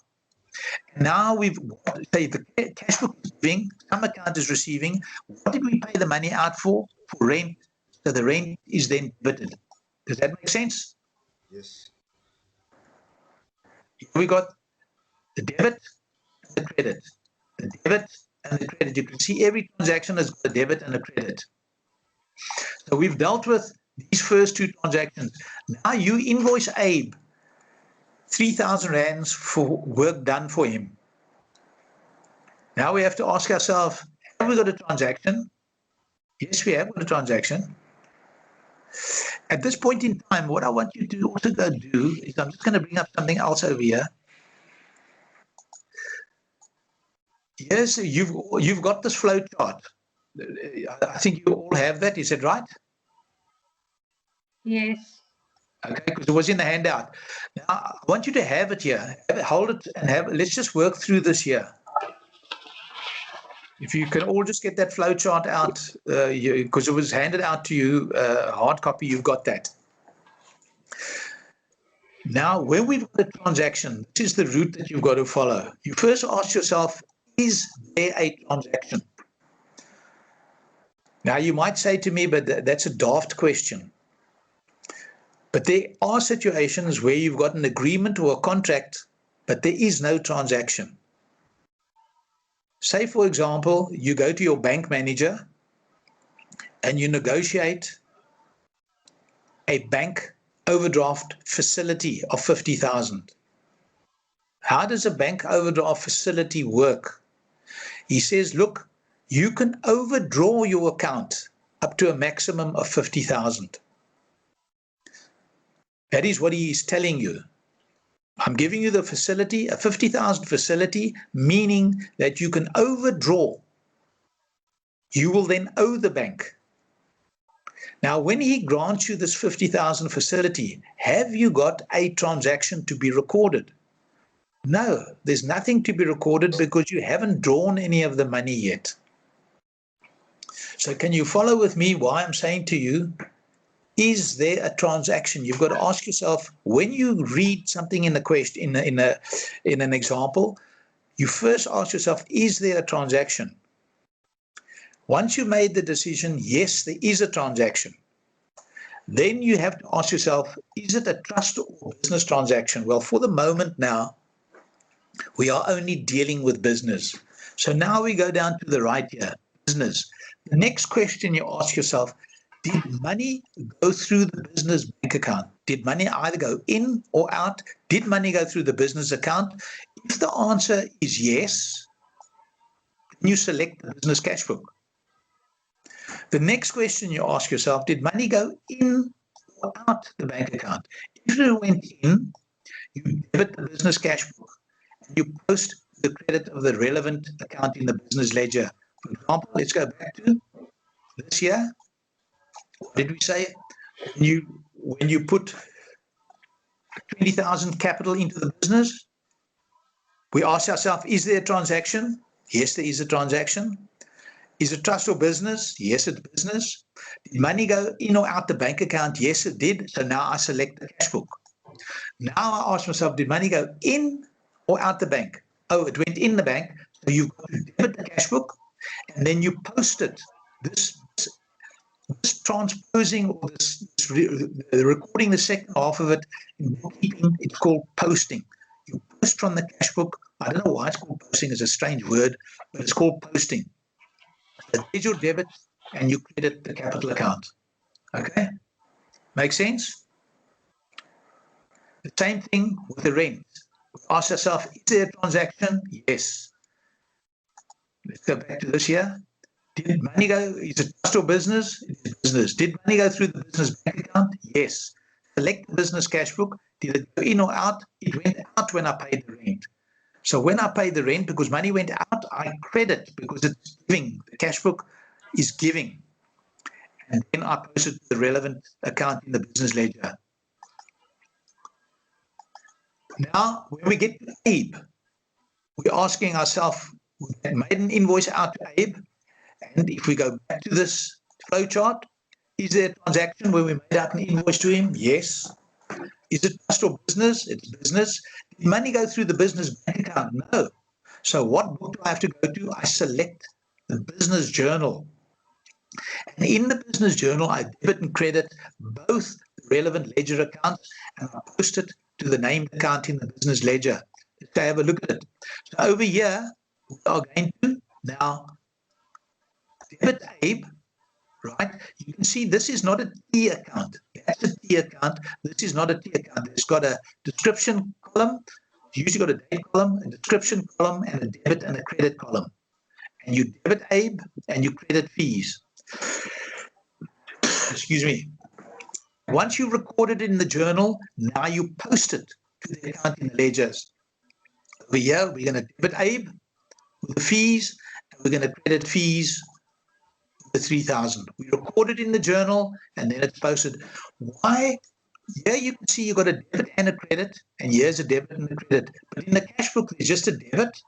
There's no credit. Why? Because the cash book is actually a ledger account. The journal is not a ledger account. And you'll see over here, we've got this little narration. See invoice number 2. When you write up a cash book, where is it? From what source document would you write up a cash book? It would be from your receipts and your deposits and your bank statement, correct? All your payments are usually the subject of a payment requisition form, which would have numbers on it. So if I want to find out this rent, look at the particular payment requisition form number from the cash book, and then be able to get to the document. All of these things here have underlying documents. Now, when I put through a journal, debit Abe and credit fees, if I did not have this narration here, I wouldn't know where the devil this comes from. So I have to put in a narration to tell me where it comes from. Kathleen, I see you asking a question. Yes, sorry, Mr. de Kock. I understand, just to go back to the rent, I'm struggling to understand why it's recorded across into the journal after it's recorded in the cash book. No, wait, the rent hasn't been recorded in the journal, eh? Yes, so you've got the rent under the cash book as 2,000, and then the line going across. Oh, sorry. You see this ledger here, all of this is the ledger. You follow? That's all the ledger. This is just the journal is just that piece there. I think that's what, are you thinking the rent is falling under journal? Kathleen? Kathleen, are you there? What happened to Kathleen? Hello? Kathleen, are you there?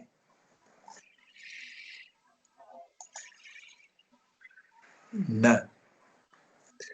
Okay, well, for those, maybe some of you had over here, this ledger extends right across here. You see, those are all the accounts in the ledger. Whereas this is the cash book and this is the journal here. That is the journal, and then we post from here to here and from there to there in the ledger. In summary, there are 3 books. Let's just have a look here now.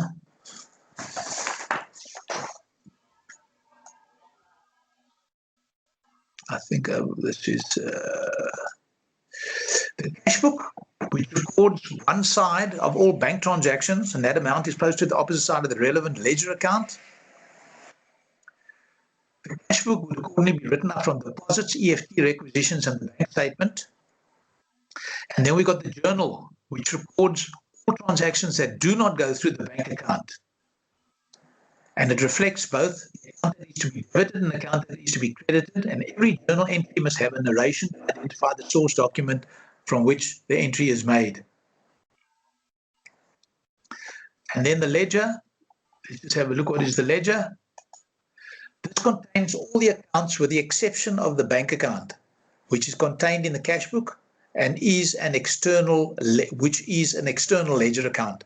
All entries in both the cash book and the journal are recorded in the ledger accounts. From the cash book, if it is a debit in the cash book, it is a credit in the ledger. But if it is a debit or credit in the journal, it retains its form and will be a debit or credit in the corresponding ledger account. Charlene. Yes. Can Charlene. I ask two questions with regard to the journal? So the first question is, will fees always be placed in the journal first before going to the fees in the ledger, or like to the particular client in the ledger? And the second question is, what other things would you put under the journal? Well, let's go back here. Okay. What does this say here? All transactions that do not go through the bank account are recorded in the journal. Yes, but how do you determine that? Well, because if it doesn't, if you get a transaction, okay, if we go back here, let's just go back to this here. Is there a transaction? Now you've agreed that yes, there is a transaction. Yeah, okay? Yes. You can ask yourself, is it trust or business? Okay, so clients will always be a trust transaction. No, not at all. No. Look, when we charged Abe, that was nothing to do with trust. You know, when we charge him, you've got, is it a trust or business transaction? And I don't want to get into that yet because, you know, just let's accept that it is a business transaction. Okay. Now you ask yourself, I've got a transaction, it is a business transaction. The next question you ask yourself, did money go through the business bank account? In other words, was there money deposited or was there money paid out? If that answer is yes, then it goes to the business cash book. If that answer is no, then it must go through the journal. Your question to me is what goes through the journal? Well, what goes through the journal is any transaction that doesn't go through the business bank account goes through the business journal. Does that make sense? Yeah, but can you give an example of something that would generally go into the business journal rather than the business bank account, just so that I can have like a practical example to think of? The fee. Look, when we did Abe, you invoice Abe. And Abe paid us? No. You with me? He hadn't paid us. There was a transaction. That's why that goes through the journal.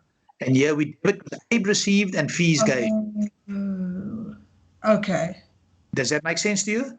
Yes, that makes sense. Thank you. Good stuff. Charlene? Or was I speaking to Charlene?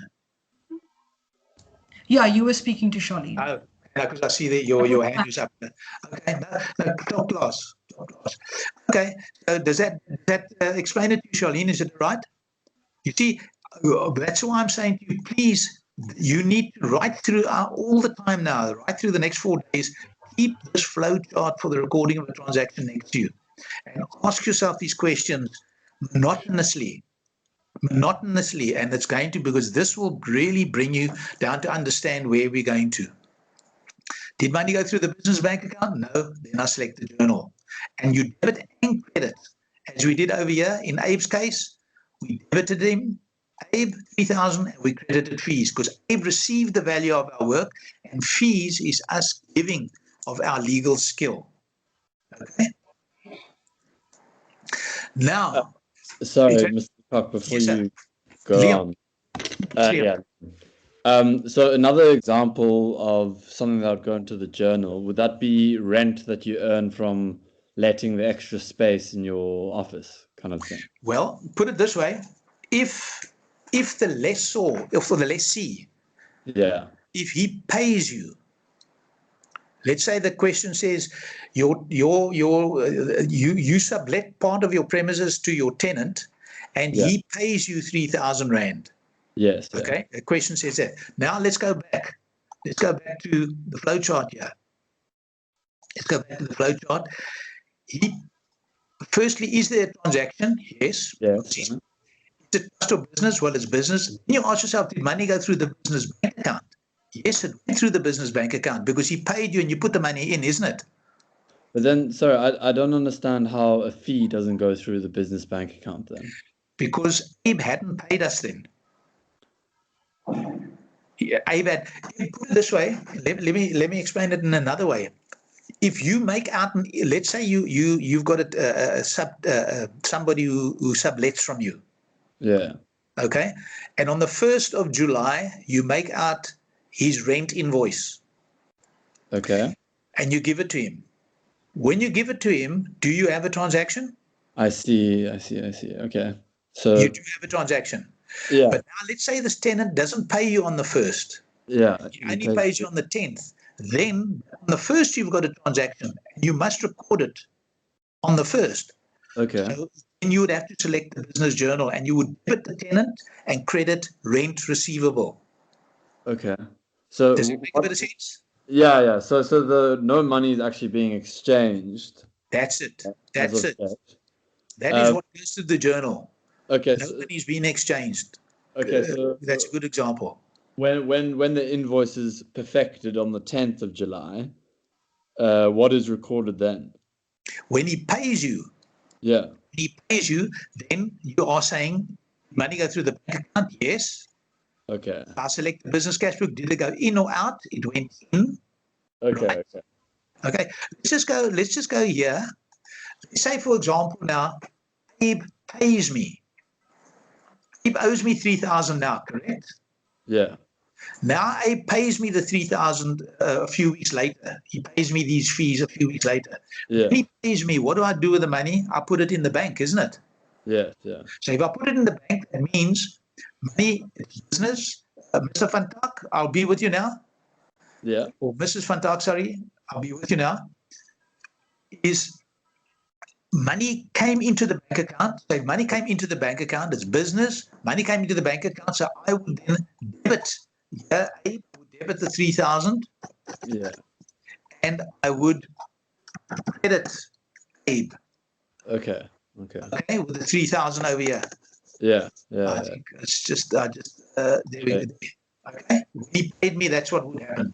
Okay. Okay, makes sense. I'm just going to delete this here because I didn't have it there before. Yes, I just want to do this other question. Yeah, I think just the exchange, once money is exchanged, the cash book basically comes into play. Okay, thanks. Hello, Mr. Van Tak. Morning. Thank you, sir.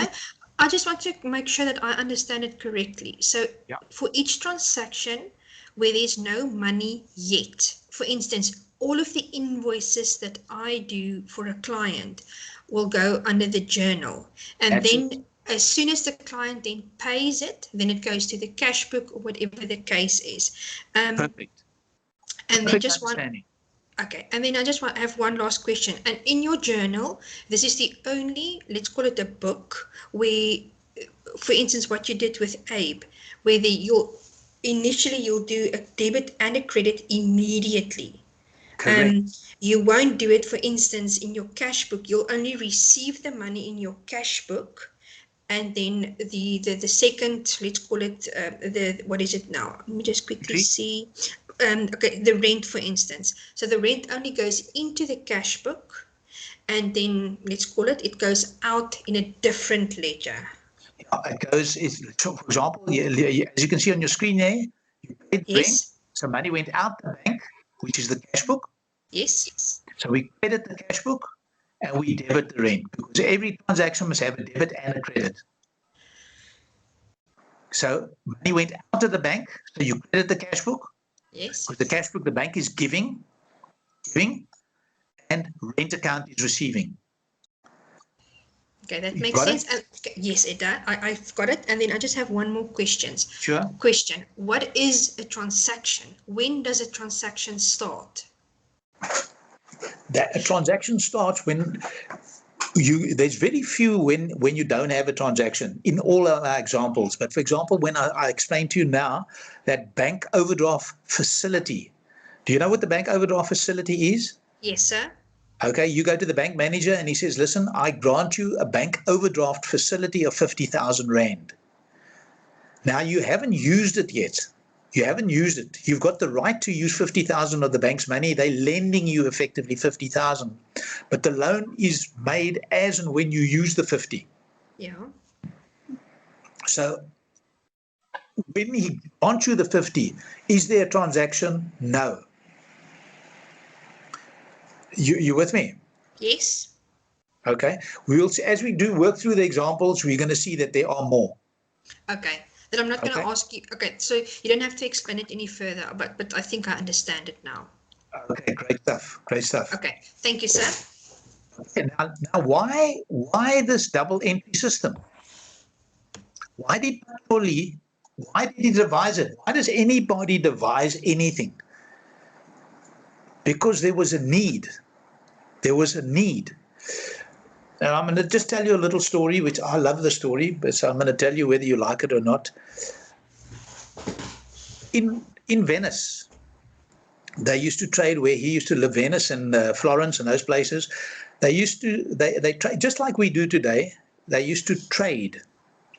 And when they traded on the piazzas there, they would have these huge tables. And on the table, they would put all the wares that they were selling. There would be vegetables, there would be leather goods, there would be shoes, there would be clothes, hats, whatever it is, trinkets. They would sell it exactly as we do today, like at a craft market. They would sell it. And the people would come and pay. And then the traders would then pay their suppliers.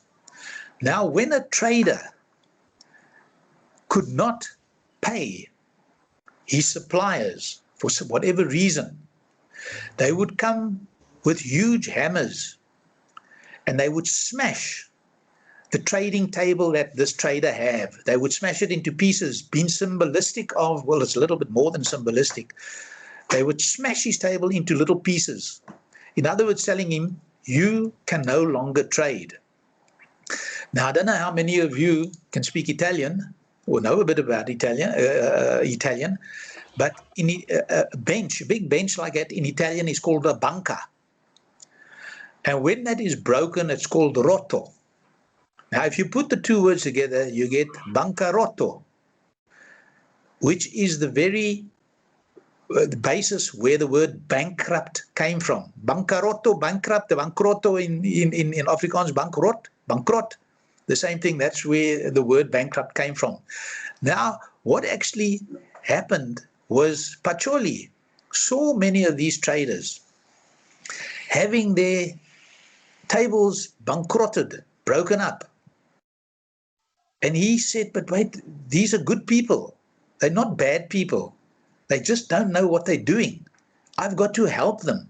Because before his system, you'd only have a single entry system. Now, if you've only got a single entry for each transaction, if you record that wrongly, or if you add up wrongly, you wouldn't know that you've made an error. You wouldn't have an error. But now you can see for every transaction that we've got here, we've got a debit and we've got a credit, which means that the total of the debits must equal the total of the credits.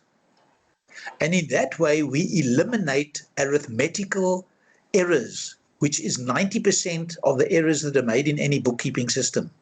And that is why he devised the system, because he saw it was a system which has got built-in checks and balances to ensure that, because you might record a thing on one side, if for example, if you had a thing that was an entry of 717 Rand and you recorded it in the old ways as 771, nobody would know any of the difference. You wouldn't know. And you'd then get the wrong results, and you'd base financial decisions on the wrong results, with obviously the wrong result further down the track. So that is why he devised the system, the double entry system. Prior to Luca Pacioli having introduced the double entry system, there were no checks and balances on figures produced. So if a simple adding mistake was made, managers would manage their business on the basis of incorrect information. With the double entry system, the simple logic is that if every transaction has a receiving and a giving or debit and credit element, then if no errors are made, the total of the debits must equal the total of the credits. If they do not agree, then an error has occurred which must be found and corrected. So you can see it's actually a beautiful logic. Now, how do we, now we've done these sets of book here, we've done sets of book here. How do we, if you don't mind, I'm just going to push on because we're almost at the end of this. I'm just going to push on a little bit further here and just finish. Then we're going to have a little break of 15 minutes or something because we can't just carry on all the time. We always have a break normally. Now, how do we ensure that the total debits equal the total credits? Firstly, what do we have to do? The balance on each account has to be determined. Now, let's have a look. What do we say here? The balance on each ledger account, which includes the cash book, has to be determined. What do I mean by the balance? Because look, so far when we've been doing it, we've only had one entry. For example, this cash book here. Have a look at this cash book. What is the balance in the cash book? If this was your bank account, if you put in 20 and you took out 2, what would you have left in the bank? 18. That's what the balance is, 18. Does that make sense? On the capital account here, what is the balance? It's 20,000 credit balance. On the rent, it's 2,000 debit. But the cash book is an 18,000 debit because 20 less 2 gives you 18. So the balance on each ledger account, which includes the cash book, has to be determined. This is obtained by setting off the sum of the debits in the account against the sum of the credits. If the sum of the debit on the account exceeds the sum of the credits, then the account will have a debit balance and vice versa. Let's say, for example, here. This is a cash book. We've got deposits of 25,000 and we've got payments of 10. That means the debits exceed the credits by 15. So I slot that down over here, that 15, because I know I must still have a debit balance. I've still got money in the bank.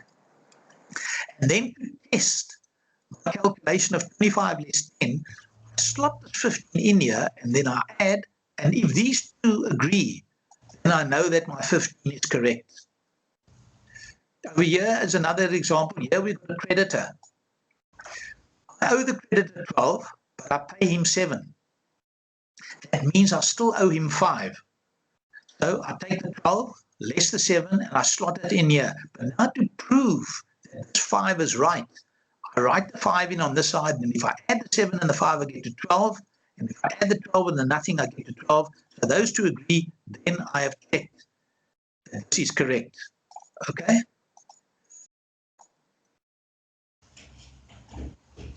So here we can see here, the cash book balance is a debit of 15. It is the sum of the debits 25, less the sum of the credits 10, which is 15. How do I do it? I first put the 15 below the line here, and then I put that same 15 in over here, and I add them to see that these two columns, are, the total of these two columns are exactly the same. And similarly over here, which is greater than the debits. Now, secondly, what do we have to now do? Because now we've determined all the balances. What are we trying to do now? We're trying to see in our books if the total of all the debits equals the total of all the credits. So what I do is I first, on each account, work out what the balance is on that account. And now I need to extract what we call a trial balance. We extract the trial balance, which is a listing of all the debit and credit balances in the ledger, as well as the balance of the cash book. And we're ensuring that the total of the debits equals the total of the credits. Now, using the figures in the format of the books above, now now the ones that I'm talking about is these books here. Now, in these books, the transactions that we had were these 3 transactions. We've recorded all of them in the cash book and the journals and posted them to the ledger. Now I want to see, have I not made an error here? Because I could have posted 2,000 here as 200. I could very easily make that mistake. I could post this as 30,000 in error. Now, to make sure that I haven't got any errors, I extract the trial balance. And the trial balance is listing all the balances.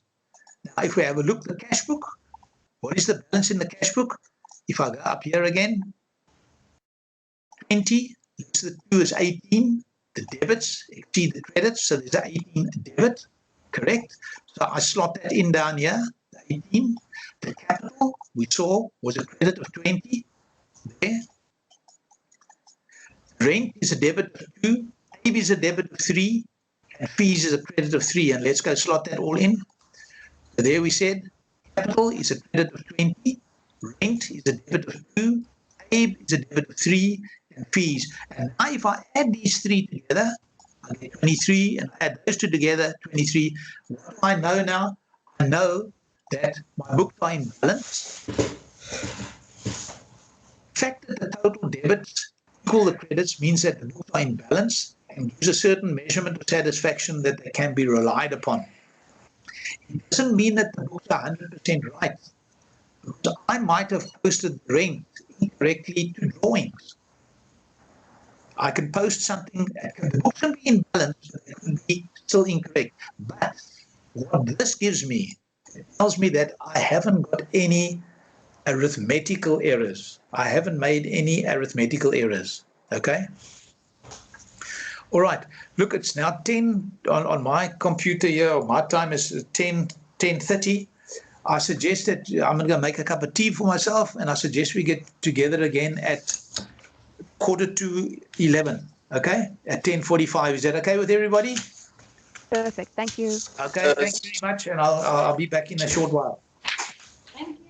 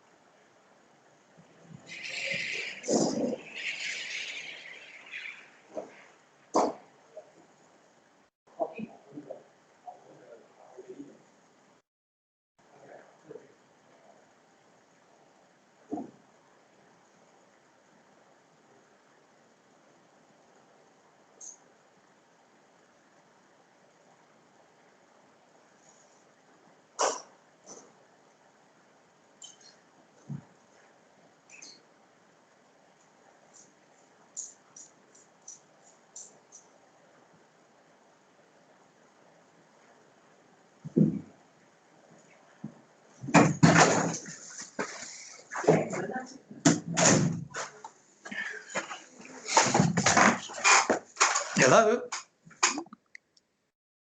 Hello, is everybody there?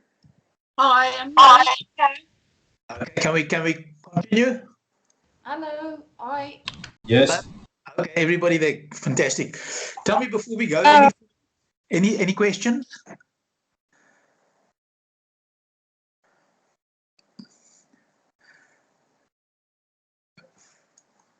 Yeah, any questions? Sorry, so I have a question quickly. I don't know if this is silly or not, but the debit and credit, why is the debit side receiving and the credit side giving? I would assume that the debit would be giving because it's lessening. Do you know what I mean? Yeah, now look, the debit is the receiving side. In other words, that account is receiving value. In other words, I'm plowing my resources into that. When I pay rent, the rent account is receiving value because I'm taking my resources, which is my cash, and I'm putting it into rent.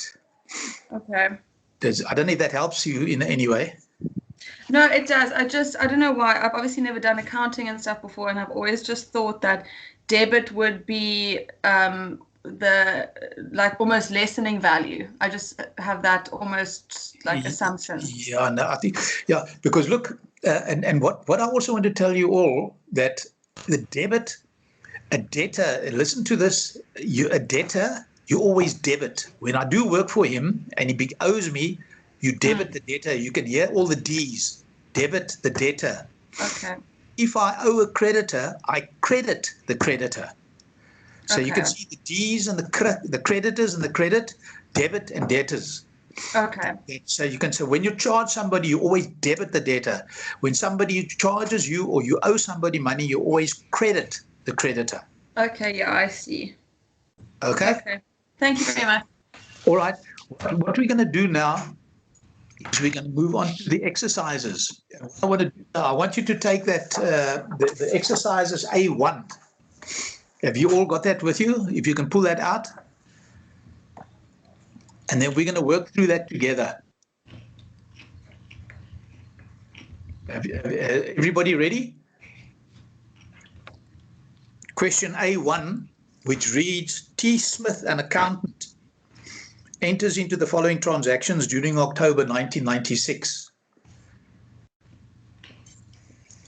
All got it? Hello? Bianca? Yes. Bianca, you got it? Laura Ann? Yes, sir. Yes, thank you. Yes. All right, so we already... Yes, sir. Okay, lovely. Thank you. Thank you. Niall Marinus, you there? No, not too sure. Okay, anyway. Okay. So T. Smith, an accountant, enters into the following transactions during October 1996. Now, what I want you to do, please, imagine that you are T. Smith, an accountant. I know it sounds stupid, but you'll see later on it helps you, it clarifies, and you because when you're in business yourself, it's much easier because you're actually doing it. You are doing these things, and then it's much easier to record. That is why I'm trying to say to you, don't look at this as something which is vague and it's just airy-fairy. It's not airy-fairy. Put yourself that this was your business. You are T. Smith. You are the accountant. And you enter into the following transactions. What are we required to do? Record the above in the books of prime entry. What are the books of prime entry? The cash book and the journal. And post to the ledger and prepare a trial balance. Okay? And prepare a trial balance. Now, they give us dates.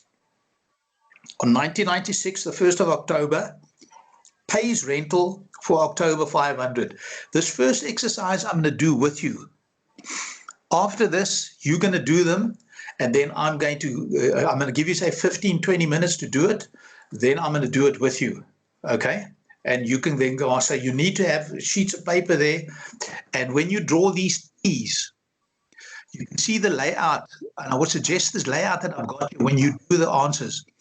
Do your business cash book, leave maybe half a page, and then do your business journal, and then on the other side, so you can, in other words, on the sheet A4, you'll have your cash book here and your ledger there, and your business journal, and I'll just put down the trial balance here as well. This is the way, the format. I would draw these lines, have a ruler, and draw these T's with a ruler so that's nice and neat, so that your work is pleasant for you to look at. And remember, you're going to write the exam in not too long a time to come. And you want it to be neat for the examiner so that he it's a pleasure for him to mark and get you through.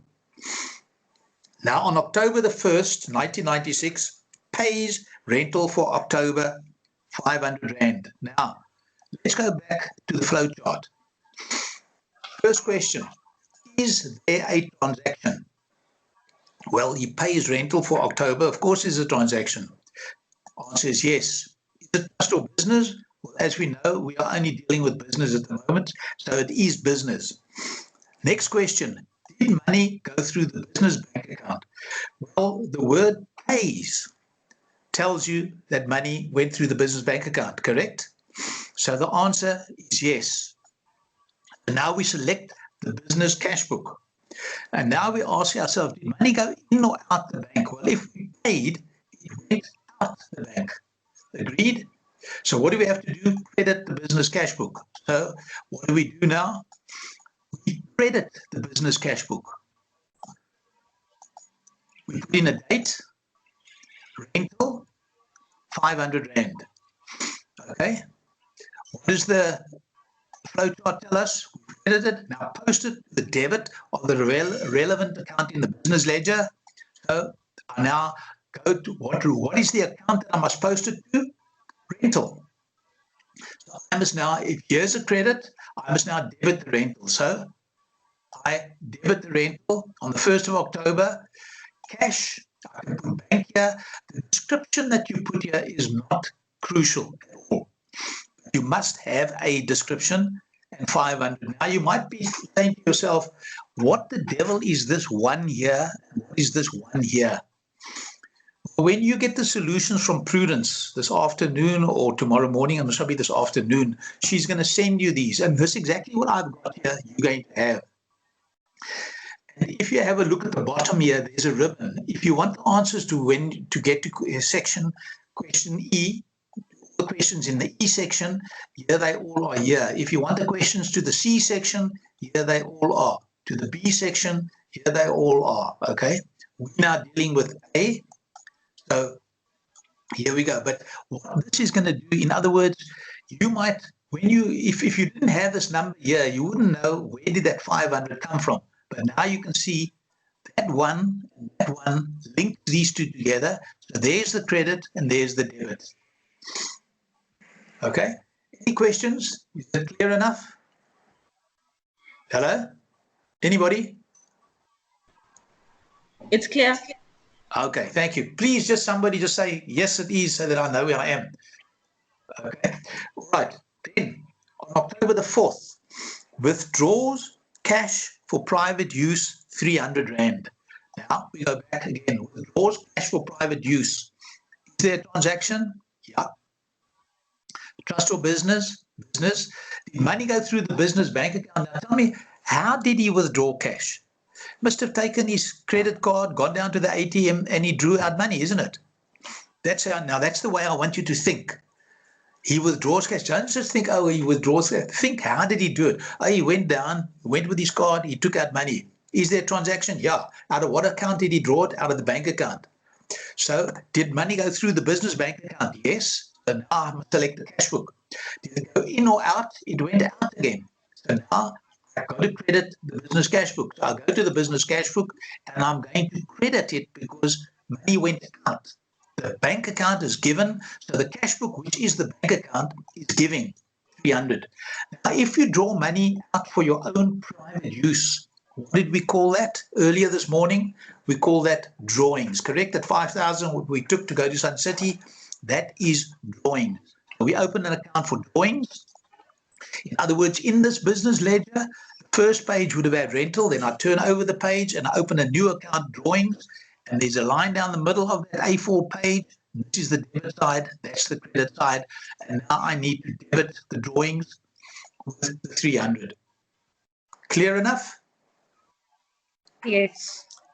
On the 8th, hello, thank you. On the 8th, sends an account to Bacon Limited for services rendered 900. Now again on the 8th, let us think, what did we do? Forget about the books for a moment. What is the question saying? Sends an account to Bacon. That means that T. Smith, who is you, you've done work for Bacon. You did some, because you're an accountant, so you did some accounting work for him. You did his VAT return or something. And now you send him an account for the VAT return. How did you do that? You make out an invoice to Bacon. And on that invoice, you're going to stipulate what it is that you did. And it's going to have an amount of 900 Rand. And you give, or you scan it through to him. When you send it through to him, let's go back to our flowchart. Is there a transaction? Yes. Does he legally owe you 900 Rand? Yes. You've done the work. The agreement was, I'm going to do your VAT and I'm going to charge you. Now, before you've sent him an invoice, do you have a transaction even though you've done the work? No, you've got no transaction. The transaction, and this is what you are telling me as the legal people, yes, there is a transaction. I've done the work, and once that invoice is made out, you've got Smith has got a legal right to claim that money, and Bacon owes that money to Smith. Okay, so now we say, is there a transaction? Yes. Or business, it is business. Did 900 Rand go through the bank account? No, no money's gone through the bank account. So I can't use the cash book. And when any transaction that doesn't go through the cash book must go through the business journal. Now I must debit and credit the relevant ledger account. So now I'm going to go to the journal. So I go into the journal, which, as you can see, it is not a T account. It's got a date column, a description column, a debit column, and a credit column. Now, I ask myself, what do I debit and what do I credit? Well, who received the value of my work? The debtor. And what did I say? All the D's go together. I must debit the debtor. Okay? So I have to debit Bacon. I'm going to debit Bacon with the 900. And why am I debiting him? Because I did work for him. And when I do work for somebody, I'm giving them of my brain to the value of 900 Rand. And so that is me. What is a fee? A fee is me giving of my brain. So I'm now going to credit fees 900 Rand. And we have to have a narration to tell us where the source document for this 900, because books must be administratively efficient. I don't want Bacon to phone me and say, listen, you say I owe you 900 Rand, and then I've got to go scratch through 100 invoices to find it. But if I come to the journal, I know that it's invoice number 23, and if they have been filed numerically, I'll just look up number X23, scan it and send it to him so that he's got proof. Now, I've recorded it in the journal. What did the flowchart say? Record it in the journal and post to the named account in the business ledger. Well, I've already named the account. It's Debtor Bacon. So I open an account for Debtor Bacon. And if it's a debit in the journal, it's a debit in the ledger. Remember the cash book. If it's a credit in the cash book, it's a debit in the ledger. Why? Because this cash book is actually a ledger account. It's the bank account in the ledger. So here we're reflecting the credit, and there's the debit. There's the credit, there's the debit. But here, if it's a debit in the journal, it's a debit in the ledger. Then I open an account for fees, and I credit the fees account with the 900. Is there anything more to be done with that transaction? Nothing. Are you all with me? Got you. Okay, does it making sense? Is it making sense to all of you? Hello? Yes. Yes. Yes. Definitely. Good, good. You're all still awake? Yes. Yes. Okay, on the 11th, now we're back to the question. On the 11th of October, pays membership fees to the Institute of Accountants, 50 Rand. Pays membership fees to the Institute of Accountants, 50 Rand. Now we go back to our flow chart. Is there a transaction? Yes, it's paid. So yes, there is a transaction. Is it trust or business? It is business. Did money go through the business bank account? Yes, we paid. How did we pay? We must have done an EFT. I sat down on my computer and I did an EFT. Who is the beneficiary? The Institute of Accountants, and I sent them the 50 bucks. So money went through the business bank account. So what do I select? The business cash book. Now, did money go in or out? It went out, correct? So therefore, if it went out, I have to credit the business cash book with the 50 Rand. Now, what account do I open in the ledger? What account do I open in the ledger? Anna? Is Anna there? Hannah? Institutes of Accounting, pay expenses. Yeah, and what account would you open in the ledger? We're paying the Institute of Accountants. We've got to open an account here. What account would you open? Is that Anna there? Sorry, are you calling me? Yeah, carry on. Would you not open an Institute of Accountants account? Well, now you see, now I'm glad that you said that now, because look, when you read this account of Bacon, can you see where my cursor is? Yes. This is telling you that Bacon owes you 900, isn't it? Yeah. He's a debtor. Now, if I open the institute here and I put the 50 here, what does it mean that the institute owes me 50? Oh, I Creditor. see. You follow? Creditor. So it's not, I don't open an institute. Why did I pay them? I paid them for membership fees. You follow? So it's not who I pay it to, it's what I pay it for.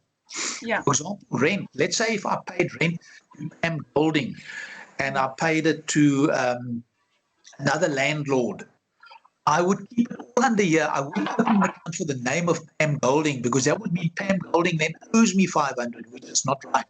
It's what I pay them for. And I've paid the Institute of Accountants membership fees. So I open an account for membership fees and I debit the 50 there. Does that make sense to you? Yes, it does. Thank you. Okay, great stuff. Great Yes, stuff. it does. Okay. So, you know, it's what we pay it for.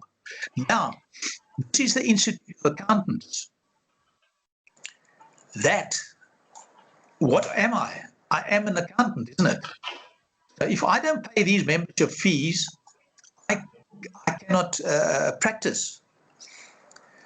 If, let's just assume that this was the Butterfly Society that I paid membership fees to the Butterfly Society. What would that be? Would I open a membership fees here? No, because the Butterfly Society is it's my hobby. Butterflies are my hobby. Then this 50 Rand would go to drawings. Can you see can you see the thinking that I'm trying to get? You have to have a look at what is this 50 I paid now. In this one year, it is definitely an expense because it is related to the business of an accountant. But if I pay this to the Butterfly Society, I was a member of the Butterfly Society, then I would take it to drawings because it's not related to the business. What are we doing these books for? What did we say early this morning? When we're doing these books, why are we doing the books? Because I want to work out my profit and or loss of my business. But if money that I take out of my own use is not classified as an expense, and that would mean I would be getting the wrong results and make the wrong business decisions. Okay? Then on the 15th, if we go back to the questions, on the 15th, purchases a photocopying machine from Gestetner for 2,000 rands, of which 800 is settled by EFT. Now, what have we done here? Practically, what did Smith do? Smith must have wanted to buy a photocopying machine. Where did he go to? He went down to Gestetner and he looks at all the machines. Eventually, he sees a machine that he wants and he says, oh, this is going to fulfill my needs. May I buy this machine, please? Yes, sir, you may buy it. How much does it cost? 2,000. Okay, I'm happy. 2,000. They make out an invoice for 2,000. Correct? When they make out an invoice for 2,000, do I owe them 2,000 rands? Have I got a transaction? Let's go back here. Is there a transaction? Yes. Is it trust or business? It is business. Did 2,000 rands go through the bank? No. No. What, you see that? The 2,000 didn't go through the bank. I select the business journal. Now, in the business journal, again, I must debit and credit. Now, what is it? What do I debit? Yeah, I'm in the business journal, yeah. What do I debit and what do I credit?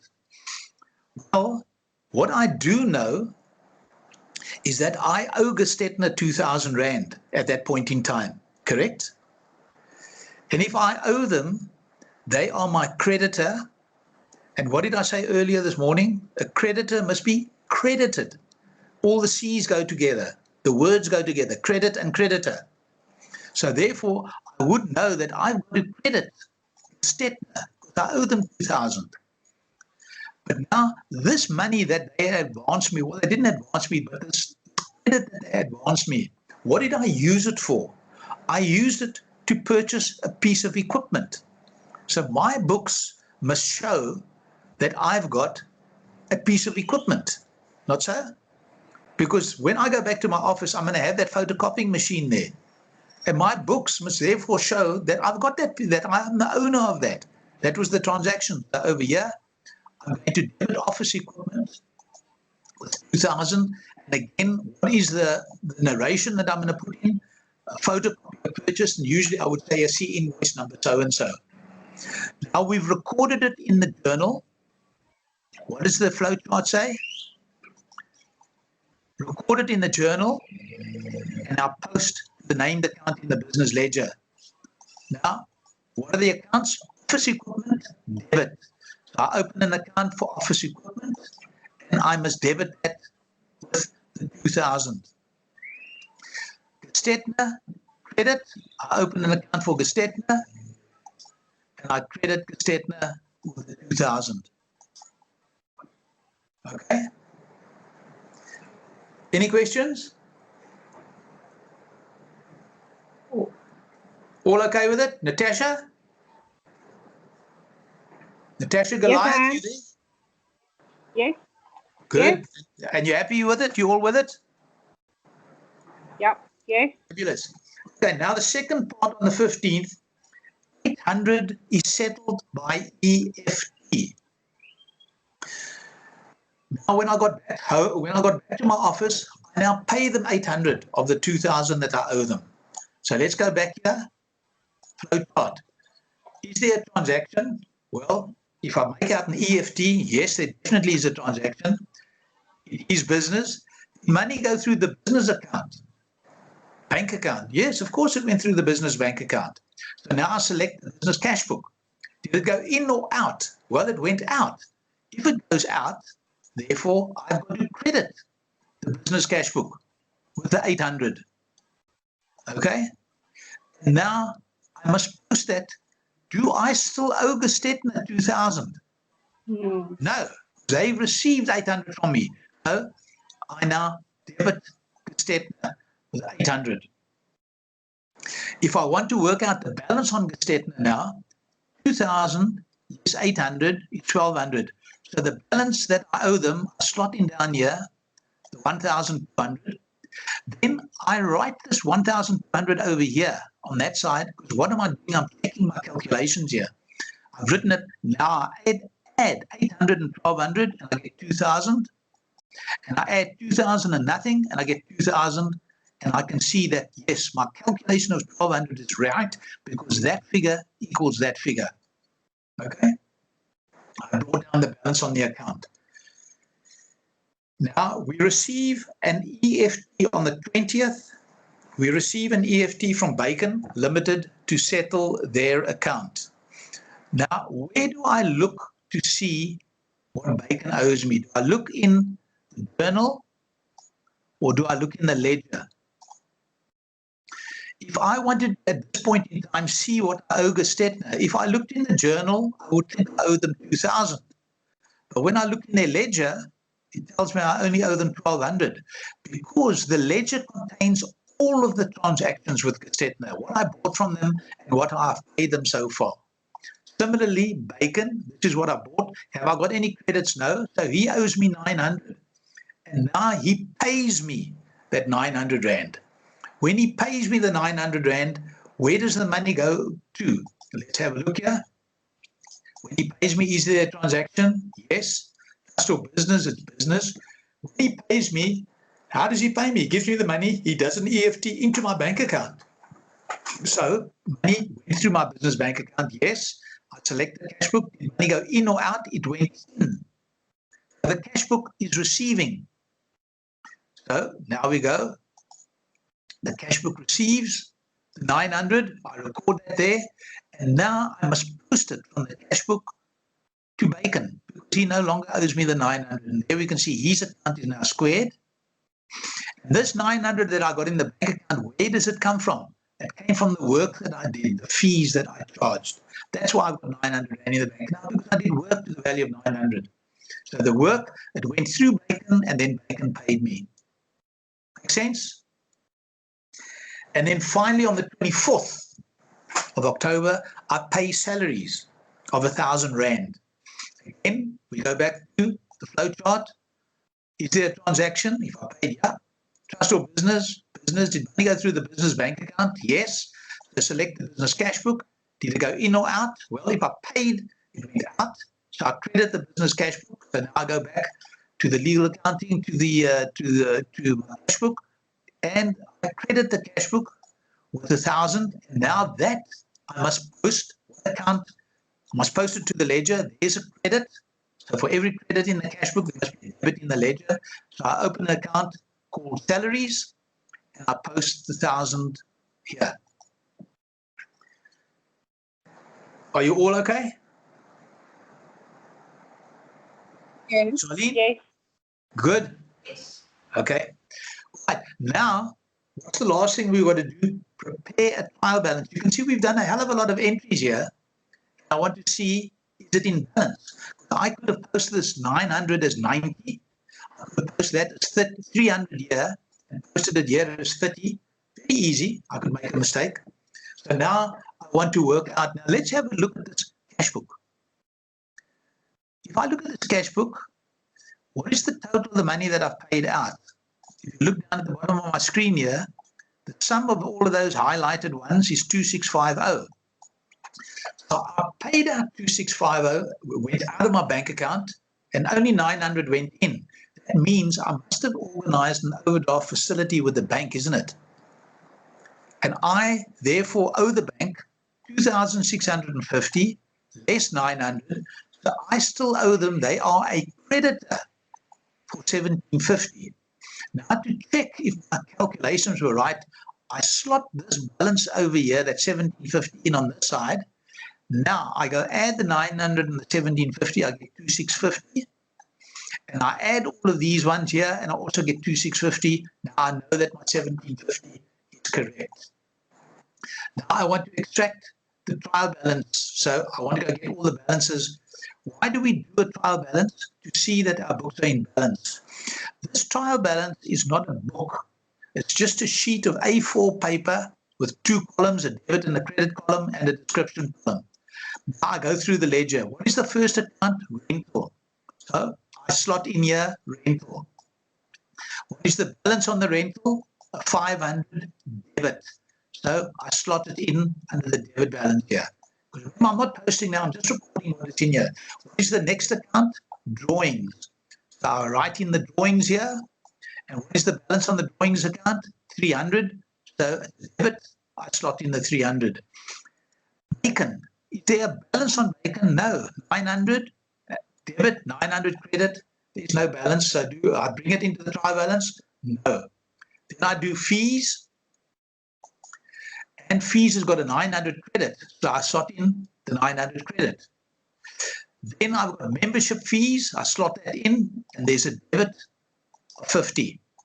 Office equipment is a debit of 2,000. Gestetner is a credit of 1,200, and I slot that in. Gestetner, a credit of 1,200. Then I've got salaries, which is a debit. I write it down of 1,000.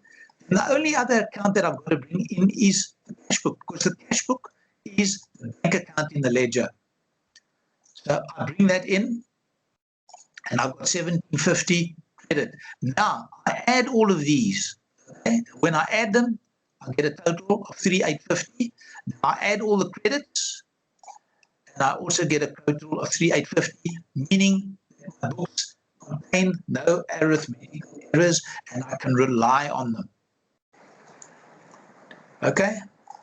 Does that make a bit of sense?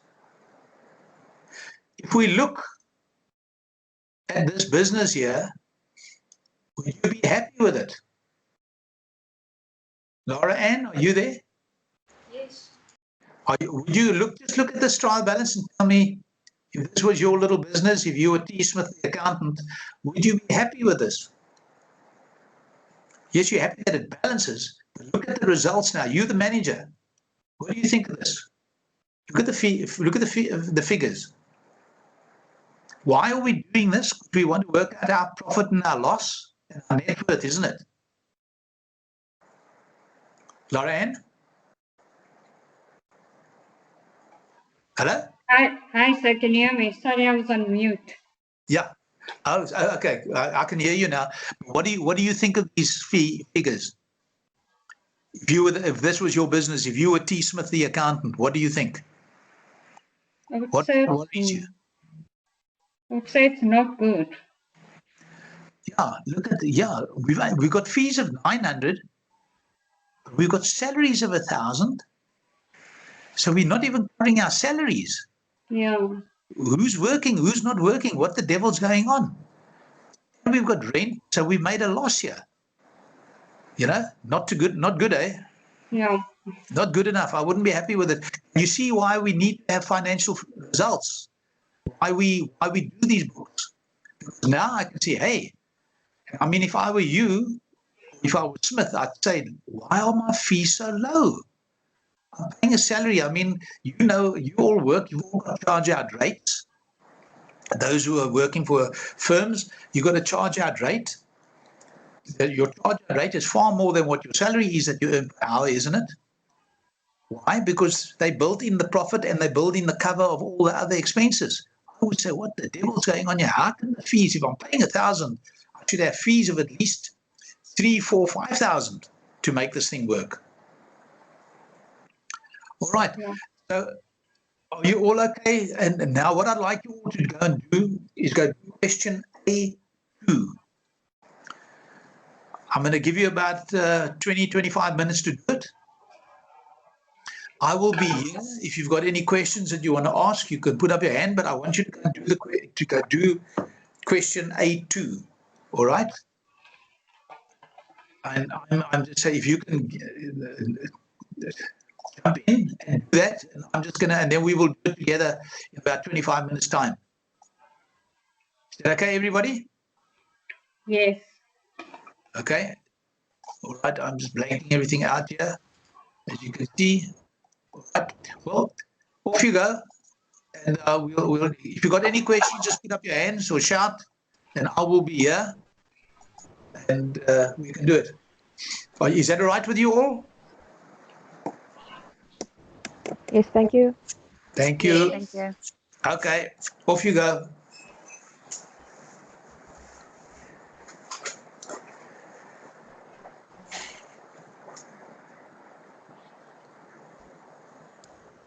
Mr. de Kok, Yes. can I ask you just to show us what you've got on the screen at the moment, but if you can just maybe go to the beginning, just so that we can, I just want to see the tables, just like that, please. Okay. Yeah, Thank you. that's the layout.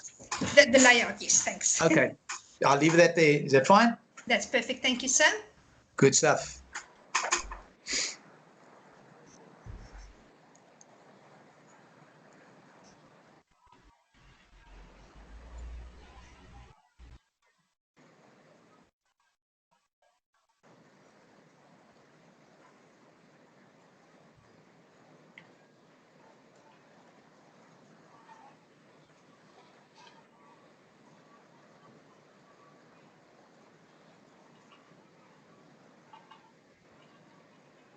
Mr. Cook, Yeah.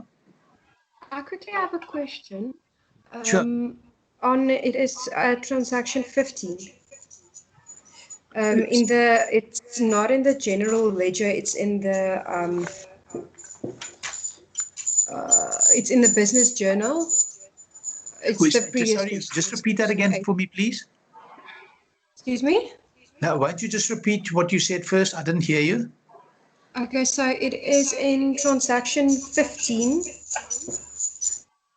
Are you talking about question A1? Are you still on question A1? Yes, I'm still on question A1. On the 15th of October. Yes.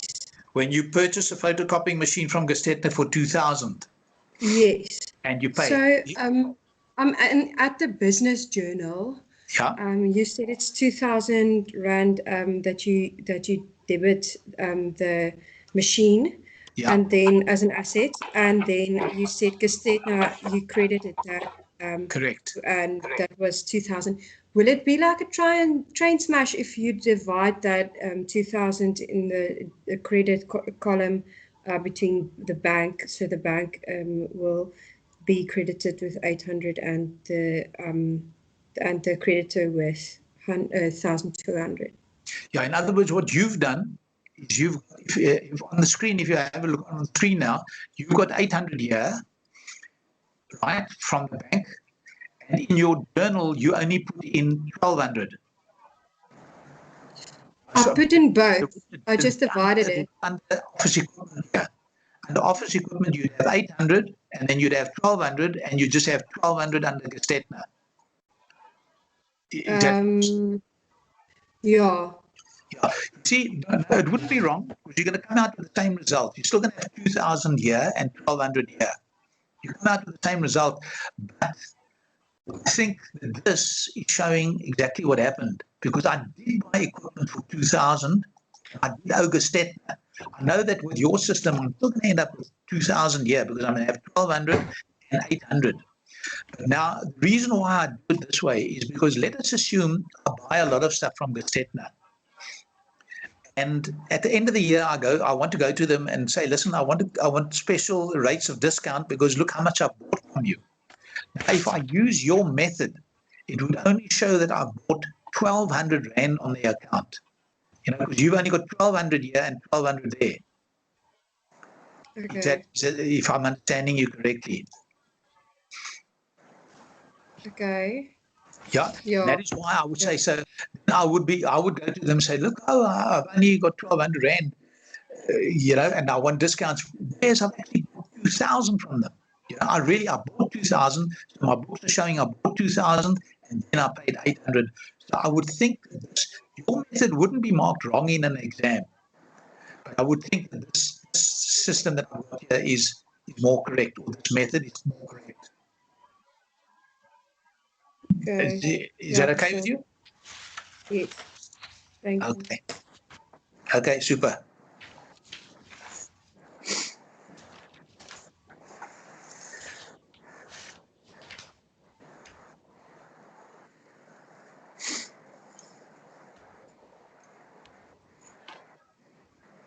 Oh, if I can ask all of you, at lunchtime, we're supposed to have an hour lunch. Is it in order if we have a half an hour lunch and then we knock off at 4? That would be great. Okay. Yes, that's fine. That would be lovely. Is that fine with everybody? That is Anybody got a perfect. problem with it? That's perfect. No problem. Okay, so we'll knock off at 12:30 and then start again at 1:00 and knock off at 4. Thanks. Okay. That would be fabulous. Thank you. Super. Thank you. Thanks, Elizabeth.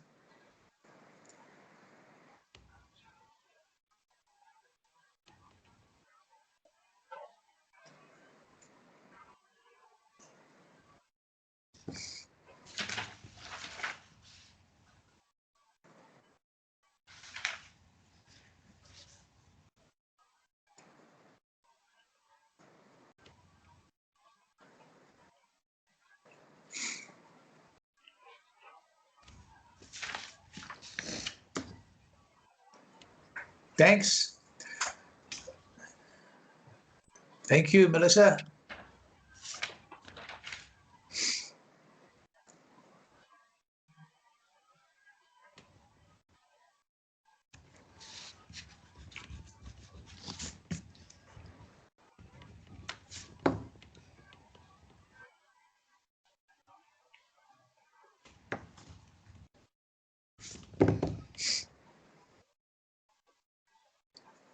Thanks, Shani. Harvey and Associates.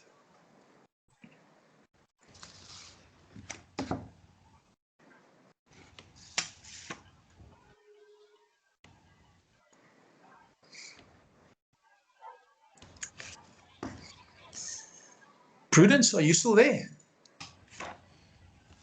Thanks, Michelle. Hello, Prudence? No.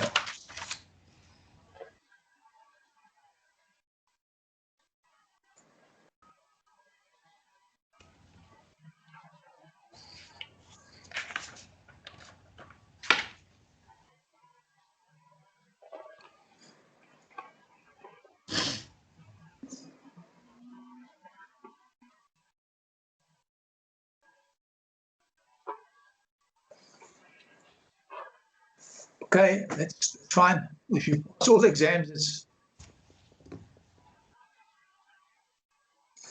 question doesn't last. Stay up here for long, eh?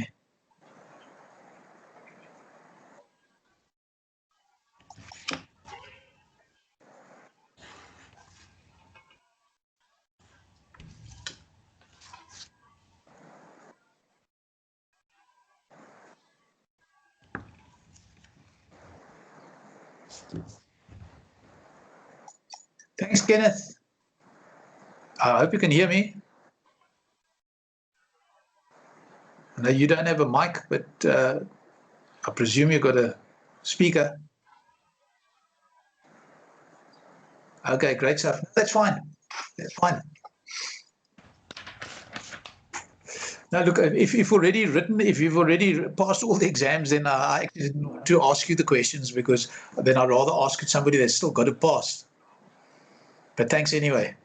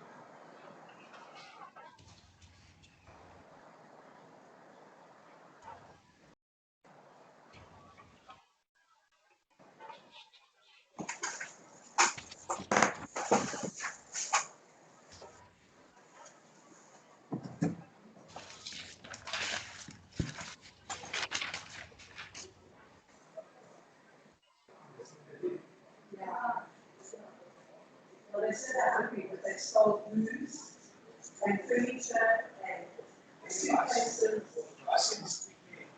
Policeman stuff. They only call stuff in a policeman. Yeah. Or as a policeman.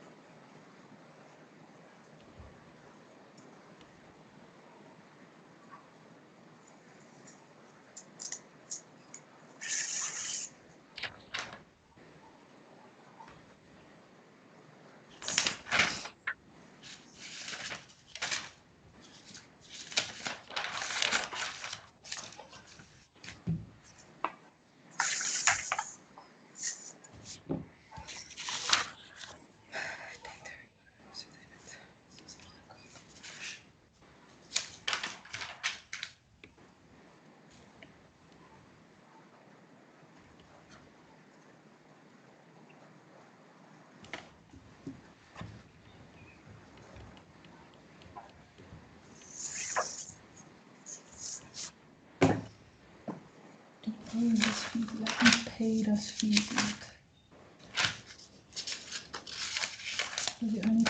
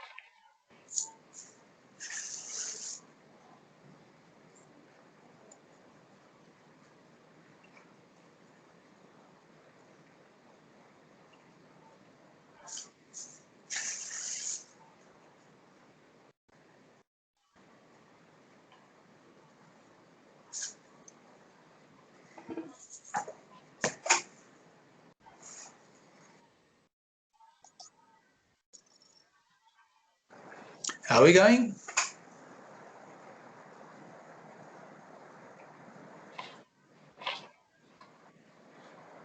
Do you need a little bit more time? Hello out there? Yes, please. I'm just starting with the trial balance now. Okay.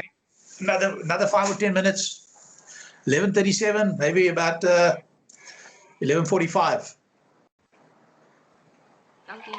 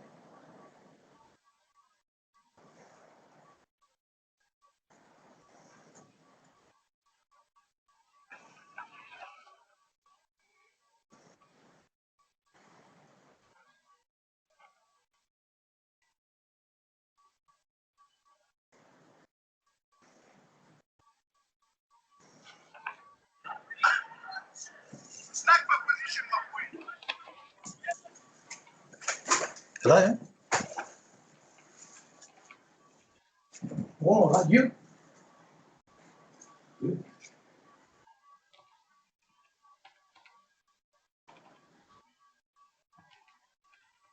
No.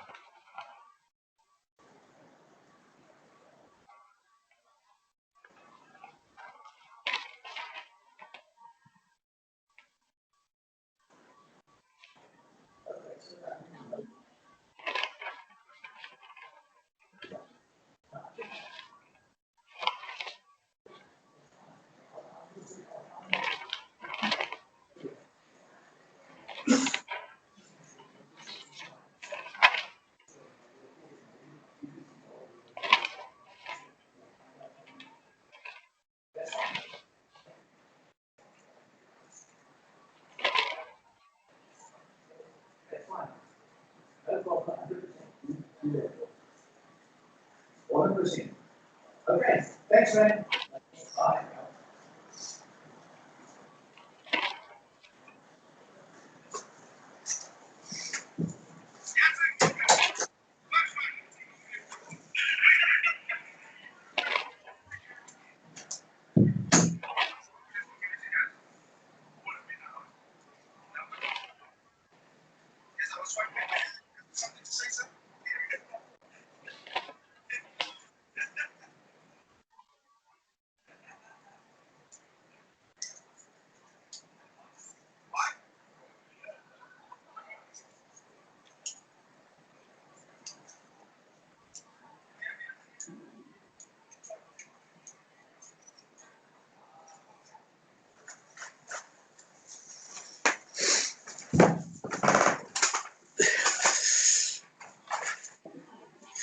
Okay, can we start to do this question?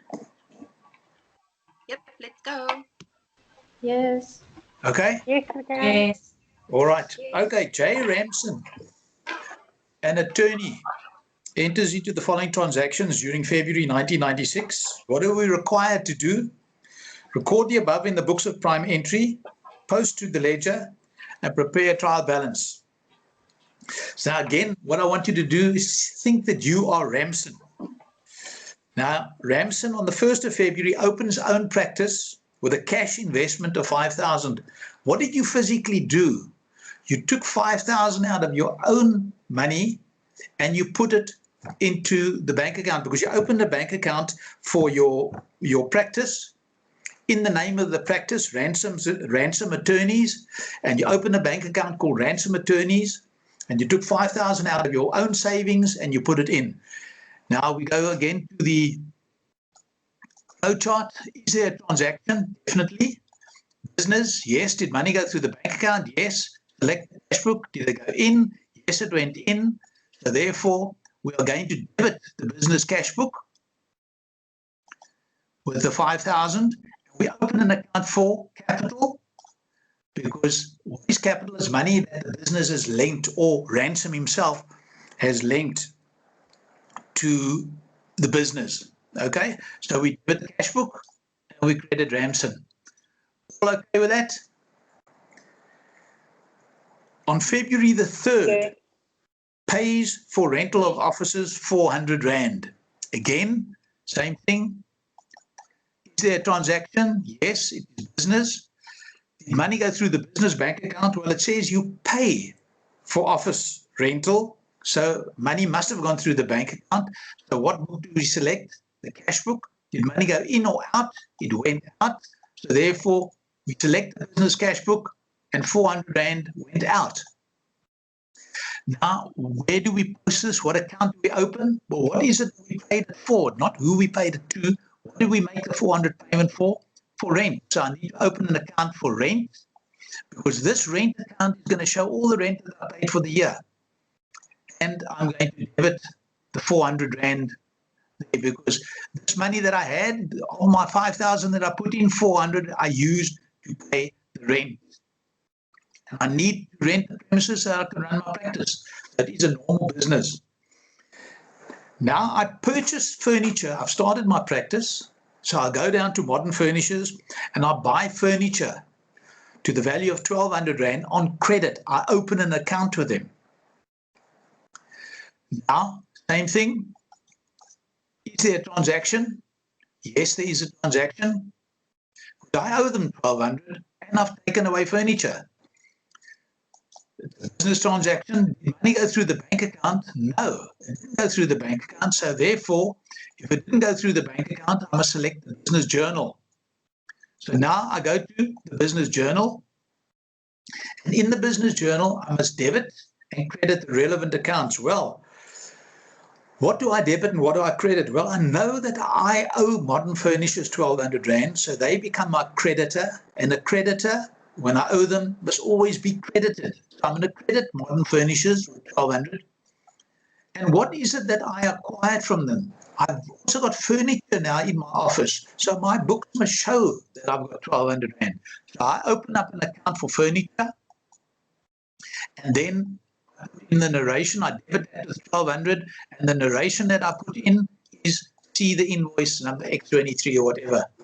Now I've recorded it in the journal. I must now post it to the ledger. What account do I open in the ledger? I open an account for furniture, because here it says furniture. So I open the furniture, and here it says debit the furniture, so I debit the furniture with 1,200 Rand. Then it says Modern Furniture, so I open an account for Modern Furniture, and I credit Modern Furniture with 1,200 Rand.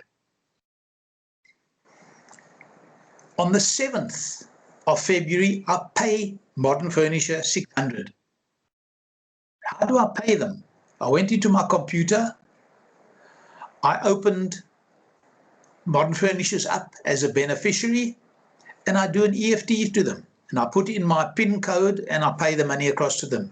When I do that, if I go back to my flow chart, have I got a transaction? Yep. Business, yes. Money through the bank account, yes. Select the business cash book. Did money go in or out? Well, it went out. So I select the business cash book. Money went out to who? To Modern Furnishers.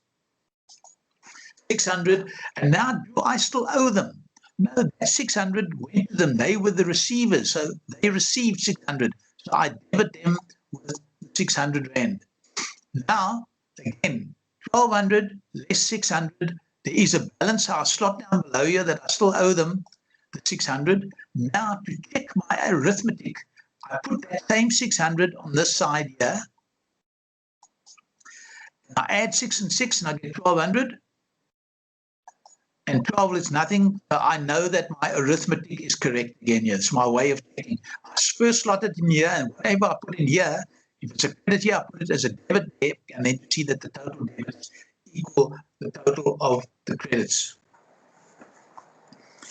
On the 15th, I send accounts to the following clients for services rendered: Roo and Erasmus. How do I send them accounts? I make out invoices to Roo, and I make out an invoice to Erasmus, and I send it off to them. So I send it off to them. Have I got a transaction? Going back to my flow chart, have I got a transaction? Yes. Trust or business? Business. Did money go through the bank account? No. So I've got to go to the business journal. Now debit and credit the relevant accounts. So in the business journal now, I have charged Roo, and I've charged Erasmus. They have become my debtors. They owe me. And a debtor must always be debited.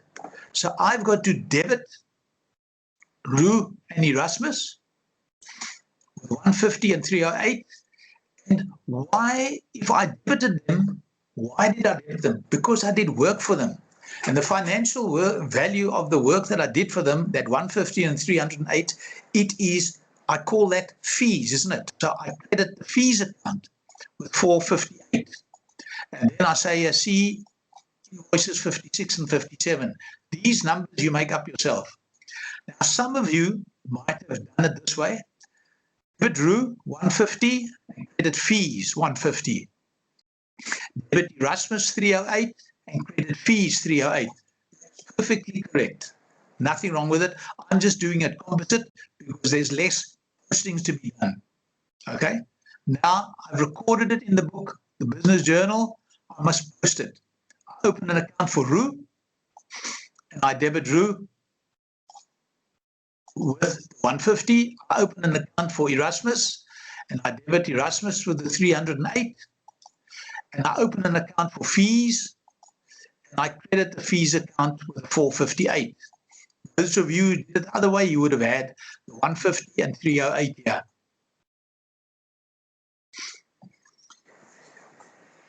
We receive an EFT payment for 100.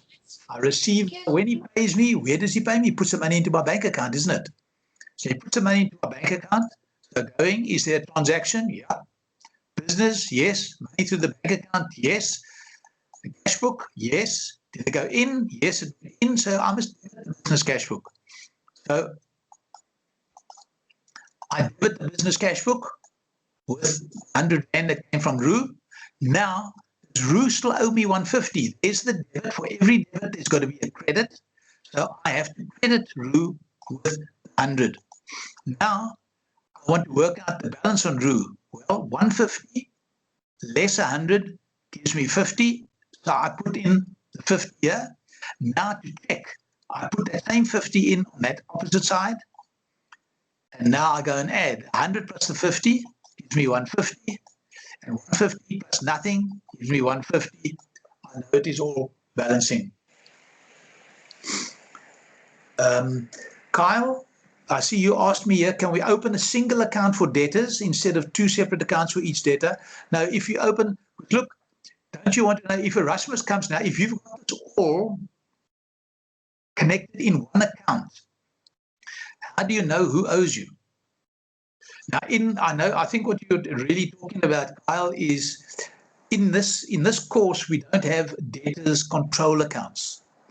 We open separate accounts for each debtor and separate accounts for each creditor. Okay? If we had a debtors control, we would have a thing called debtors control and you could put them both in there. But no, in this course, we open a separate account for each one. Does that answer your question? Okay, I hope so. On the 25th, withdraws 500 cash for own use. Again, let's go through to our flow chart. Is there a transaction? Yes. Business, yes. The money through the bank account, yes. Select the business cash book. In or out, it goes out. So we have to credit the business cash book and post it to the relevant account. So we took money out. So we have to credit the business cash book on February the 25th with cash, 500 rand. Now when I take money out, Laura Ann, you can record it as bank or cash. That's fine. Laura Ann has just asked a question here. Can we call this cash or bank? Oh, yeah, cash or bank. The actual descriptions are not crucial. You can use cash, you can use bank, but you must have a description. Okay? But you can record it as bank, that's perfect. Now, when we take money out for our own use, what do we call that? Drawings. So we put money out the bank, 500 rand, and we must therefore debit the drawings account with the 500. And now we receive cash on the 28th. We receive cash from Erasmus in settlement of his account. Well, where do I look for cash? He owes me 308. So how much does he pay me? 308. Same thing, transaction, business, money through the bank, yes. Cash book, in or out, it went in. So I now debit the cash book with the 308 because the money went into the bank. And does Erasmus still owe me? No, he doesn't owe me. So I credit Erasmus with that 308. His account is now squared. And I also now pay salaries, 400 on the same date. How do I pay salaries? I probably did it with an EFT. I went into my computer and I put my staff, my employee up as a beneficiary, and I paid the 400 to my employee. Paying the transaction, going back again, Yes. Business, money through the bank, yes. Cash book in or out. So, credit 400 here. And what account do I open? I open an account for salaries. And I put the 400 here. And all the transactions, there's nothing more to be done. Now, what I have to do is extract the trial balance. Again, let's run through all the accounts. The first account we got is capital, ransom. What is that account reflect? It reflects credit, 500. Next account is rent, debit 400. Now I report rent, the debit of 400. Next account, furniture, debit of 1200. And I've got modern furniture, credit of 600. What is this telling me? This tells me that I owe furniture 600. This is telling me that I've got furniture. If I went to Mike, oh, you're telling somebody else that his mic is on X. Okay. Now we want furniture. Then I've got, where am I? There's somebody here. I've got Roo. Roo still owes me 50. So I slot in Roo. He still owes me 50. Erasmus doesn't owe me anything. I've got fees. 58. And I've got drawings, 500. And I've got salaries, 400. Now, I've taken all the balances, but remember the cash book. The bank account is one of the accounts of the ledger. So there I definitely have to work out the balance here. So now I can add up this side here, and I get 5,408. And on this side, I've got a total here, if you look at the bottom of the screen, 1,900. 1,900 from 5,408 is 3,508. So I slot in the 3,508 over here, because that is what the balance is. Now to check that my additions are correct, I go and slot in the 3,508 on this side. Now I add all of these, and when I add them, I also get 5,408, and the two agree. So I know the 3,508 is correct. Now, I slot that in over here, 3,508, money in the bank, so it is a debit. Now I add this up. When I add that lot up, I get 6,058. When I add this lot up, I get 6,058, so my trial balance is balanced. Okay. Any questions? Is it making a bit of sense to most of you? Hello? Laura Ann, yes. Yes, sir. If you go to the business cash book on the 25th of Feb, yeah, you put in cash. I put in drawings. Is there a problem with that? On the 24th, you say? The 25th of Feb. Yeah. No, that's fine. That's fine. You are putting cash in drawings. That's perfect. It's actually better than cash. Okay, thank you. No problem. Other questions?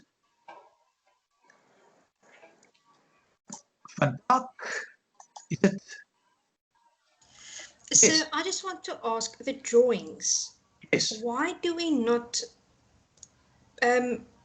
post the drawings in the capital account? Because what we do is we keep the two of them separate, okay? Keep them separate because the owner, he wants to know how much is drawn out. If I was the owner, I want to know, tell me how much have I taken out during the past year? You with me? Yes, sir. It's more for management than anything else. I want to see how much have I drawn, because I want to, you know, let me ask you a question. Let me ask you a question. I'll ask you all the same question. I've got a business. It makes 250,000 rands net profit every month. It makes a net profit of 250,000 rands every month. The question I want to put to you is, can I go insolvent? And if you say yes, I want you to tell me why I can go insolvent. How? I've got a business, it's making 250,000 net profit every month, 3 million a year. And my question to you is, how could I go insolvent? If my expenses becomes more than my profit. No, but look, what is profit? Profit is income less expenses, isn't it? Yeah. So therefore, and if I'm making a profit, my expenses can't be more than my income because I'm making a profit. You agree? So then you can't go insolvent. Well, that's my question. I'm asking you, how can I go insolvent? Is Liam? I have a different question, but I was gonna. I don't know if the owner of the business draws more money than is being earned. I'm not sure though. No, you're right on target. You're right on target. You're 100% on target. Let's just go back up here. Let's go back over here. Something the owner, she or he does that brings down the net value or the net worth. That's it. Let's just have a look over here. For example, here. In this question here, remember when we made 14 and we drew 5? If I drew 25 out here, right? If I drew out 25, then I'd only have 89 left, correct? You follow? In other words, my net worth, if I took out 25 now, I would have only 84. Over here, if I took out 25, another 20, sorry, if I took out 25, I'd have only 89 in the I would be going backwards. In other words, what I'm saying is if I made a profit of 250,000 net per month, but if I think I'm doing so well, so I'll buy a huge house on the hill with a massive mortgage bond. I buy myself and my wife the 2 fanciest cars.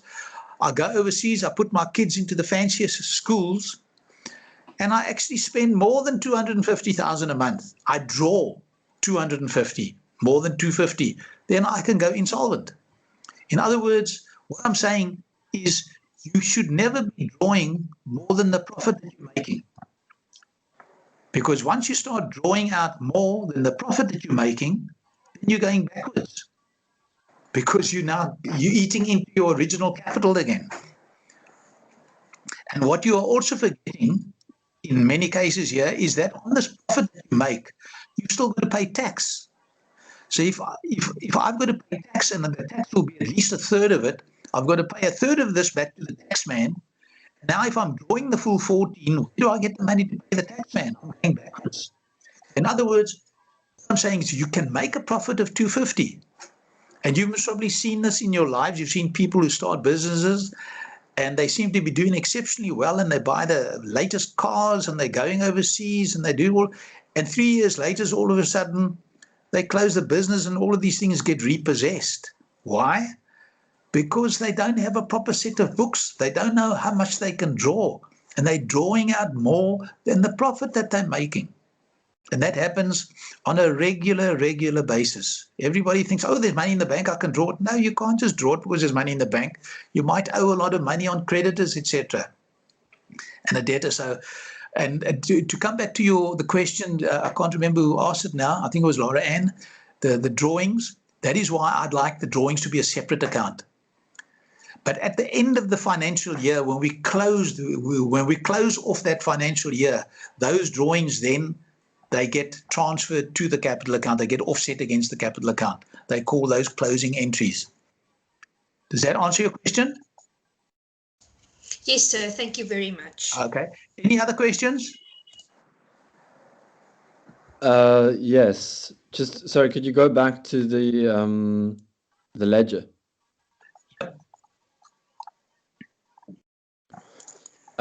With the furniture account. Yes. Just the furniture account, not the modern furniture account. Yeah. So that obviously that has a debit of 1,200. and then you pay off the 600 of that for that modern furniture. Why isn't the 600 reflected in the furniture? Look, if you forget about the book here, if you bought a piece of furniture from me for 1,200, in your books you'd have furniture worth 1,200 rand, isn't it? Yes, yeah. It doesn't decrease in value. Okay. That's it. It doesn't, because you're paying me off, it doesn't decrease. You still got 1,200. What you will still owe me 600, but you'll have 600 less in your bank. Yes, but you still have a 1,200 rand asset. Okay, you okay with that? Yes, yeah. Cool. Good. Thanks. Any other questions? Yes, Mr. de Kock. Yes. I'm just trying to figure out in the trial balance when you totaled the bank amount, the 3,508. Yeah. Where does that amount come from?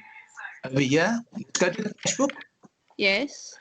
We added up all the debits. 5,000 plus 100 plus 308. Yes. It adds up to 5,408. Okay. So what does that actually mean to you? That is money I put in the bank, isn't it? Yes. Now, if you had your own bank account, you put 5,408 and you went to the ATM and you press the button, it will show you that you've got 5,408 in the bank account, isn't it? Yes. If you do a statement. Now, if you then go and pay out, if you do rental, modern furniture, cash, that total there, that's 1,900. Yes. If you took that money out, yes, you then do a statement on your account, how much money would be left in your bank? Okay, the 3,508. That's it. You follow? You see where it comes from? Yes, thank you very much. And that is why this is a debit. Now, to check the calculations, I first put the 3,508, then I slot it in here. When I add all of these up, I can see 5,408, 5,4. Then I know that my arithmetic is right. Okay, thank you. That's where it comes from. You see what I'm saying? I said to you earlier this morning, I said, this is very practical and it relates to what you've got. Now, when I explain it to you, when you see this, and if you think, well, this is my bank account, 5,408, and if I go to the ATM and I draw a statement, it's going to show 5,408. If I pay these amounts out, how much is the statement going to show I've got in the bank? 3,508. I took out 1,900 of the 5,408 to pay for other things that I wanted. Okay. Right. Could you do question A3, please? If you'll tackle question A3, what I'm going to do is I might just, because I don't think you need to see anything now, do you? Are you all okay with the layout? In other words, if I'm not going to be sharing the screen now, when we come back, I will share the screen because it allows me then just to go have a look if I've got any other questions coming up anywhere. Is that okay with everybody? That's fine. Okay.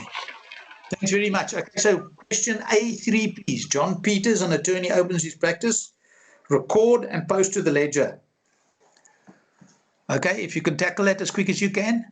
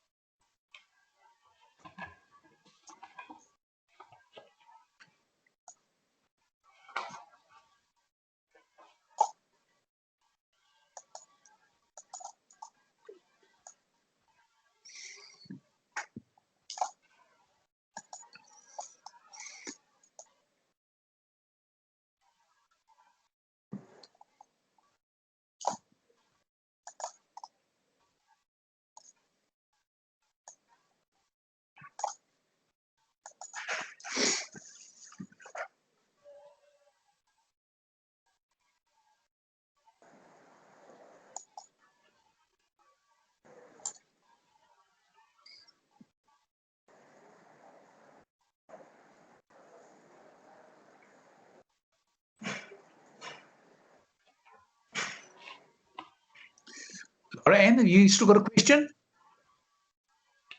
No, sir, that was previously. Oh, okay, so I can just click you.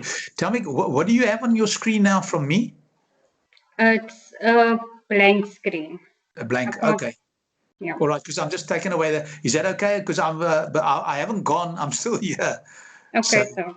So you carry on with doing that. Okay, thanks very much, eh? Okay. Okay.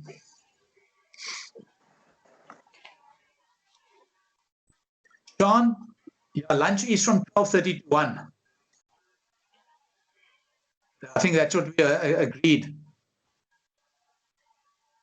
Charlene, also from 12:30 to 1. And we're going to knock off at 4 o'clock instead of 4:30. Yes.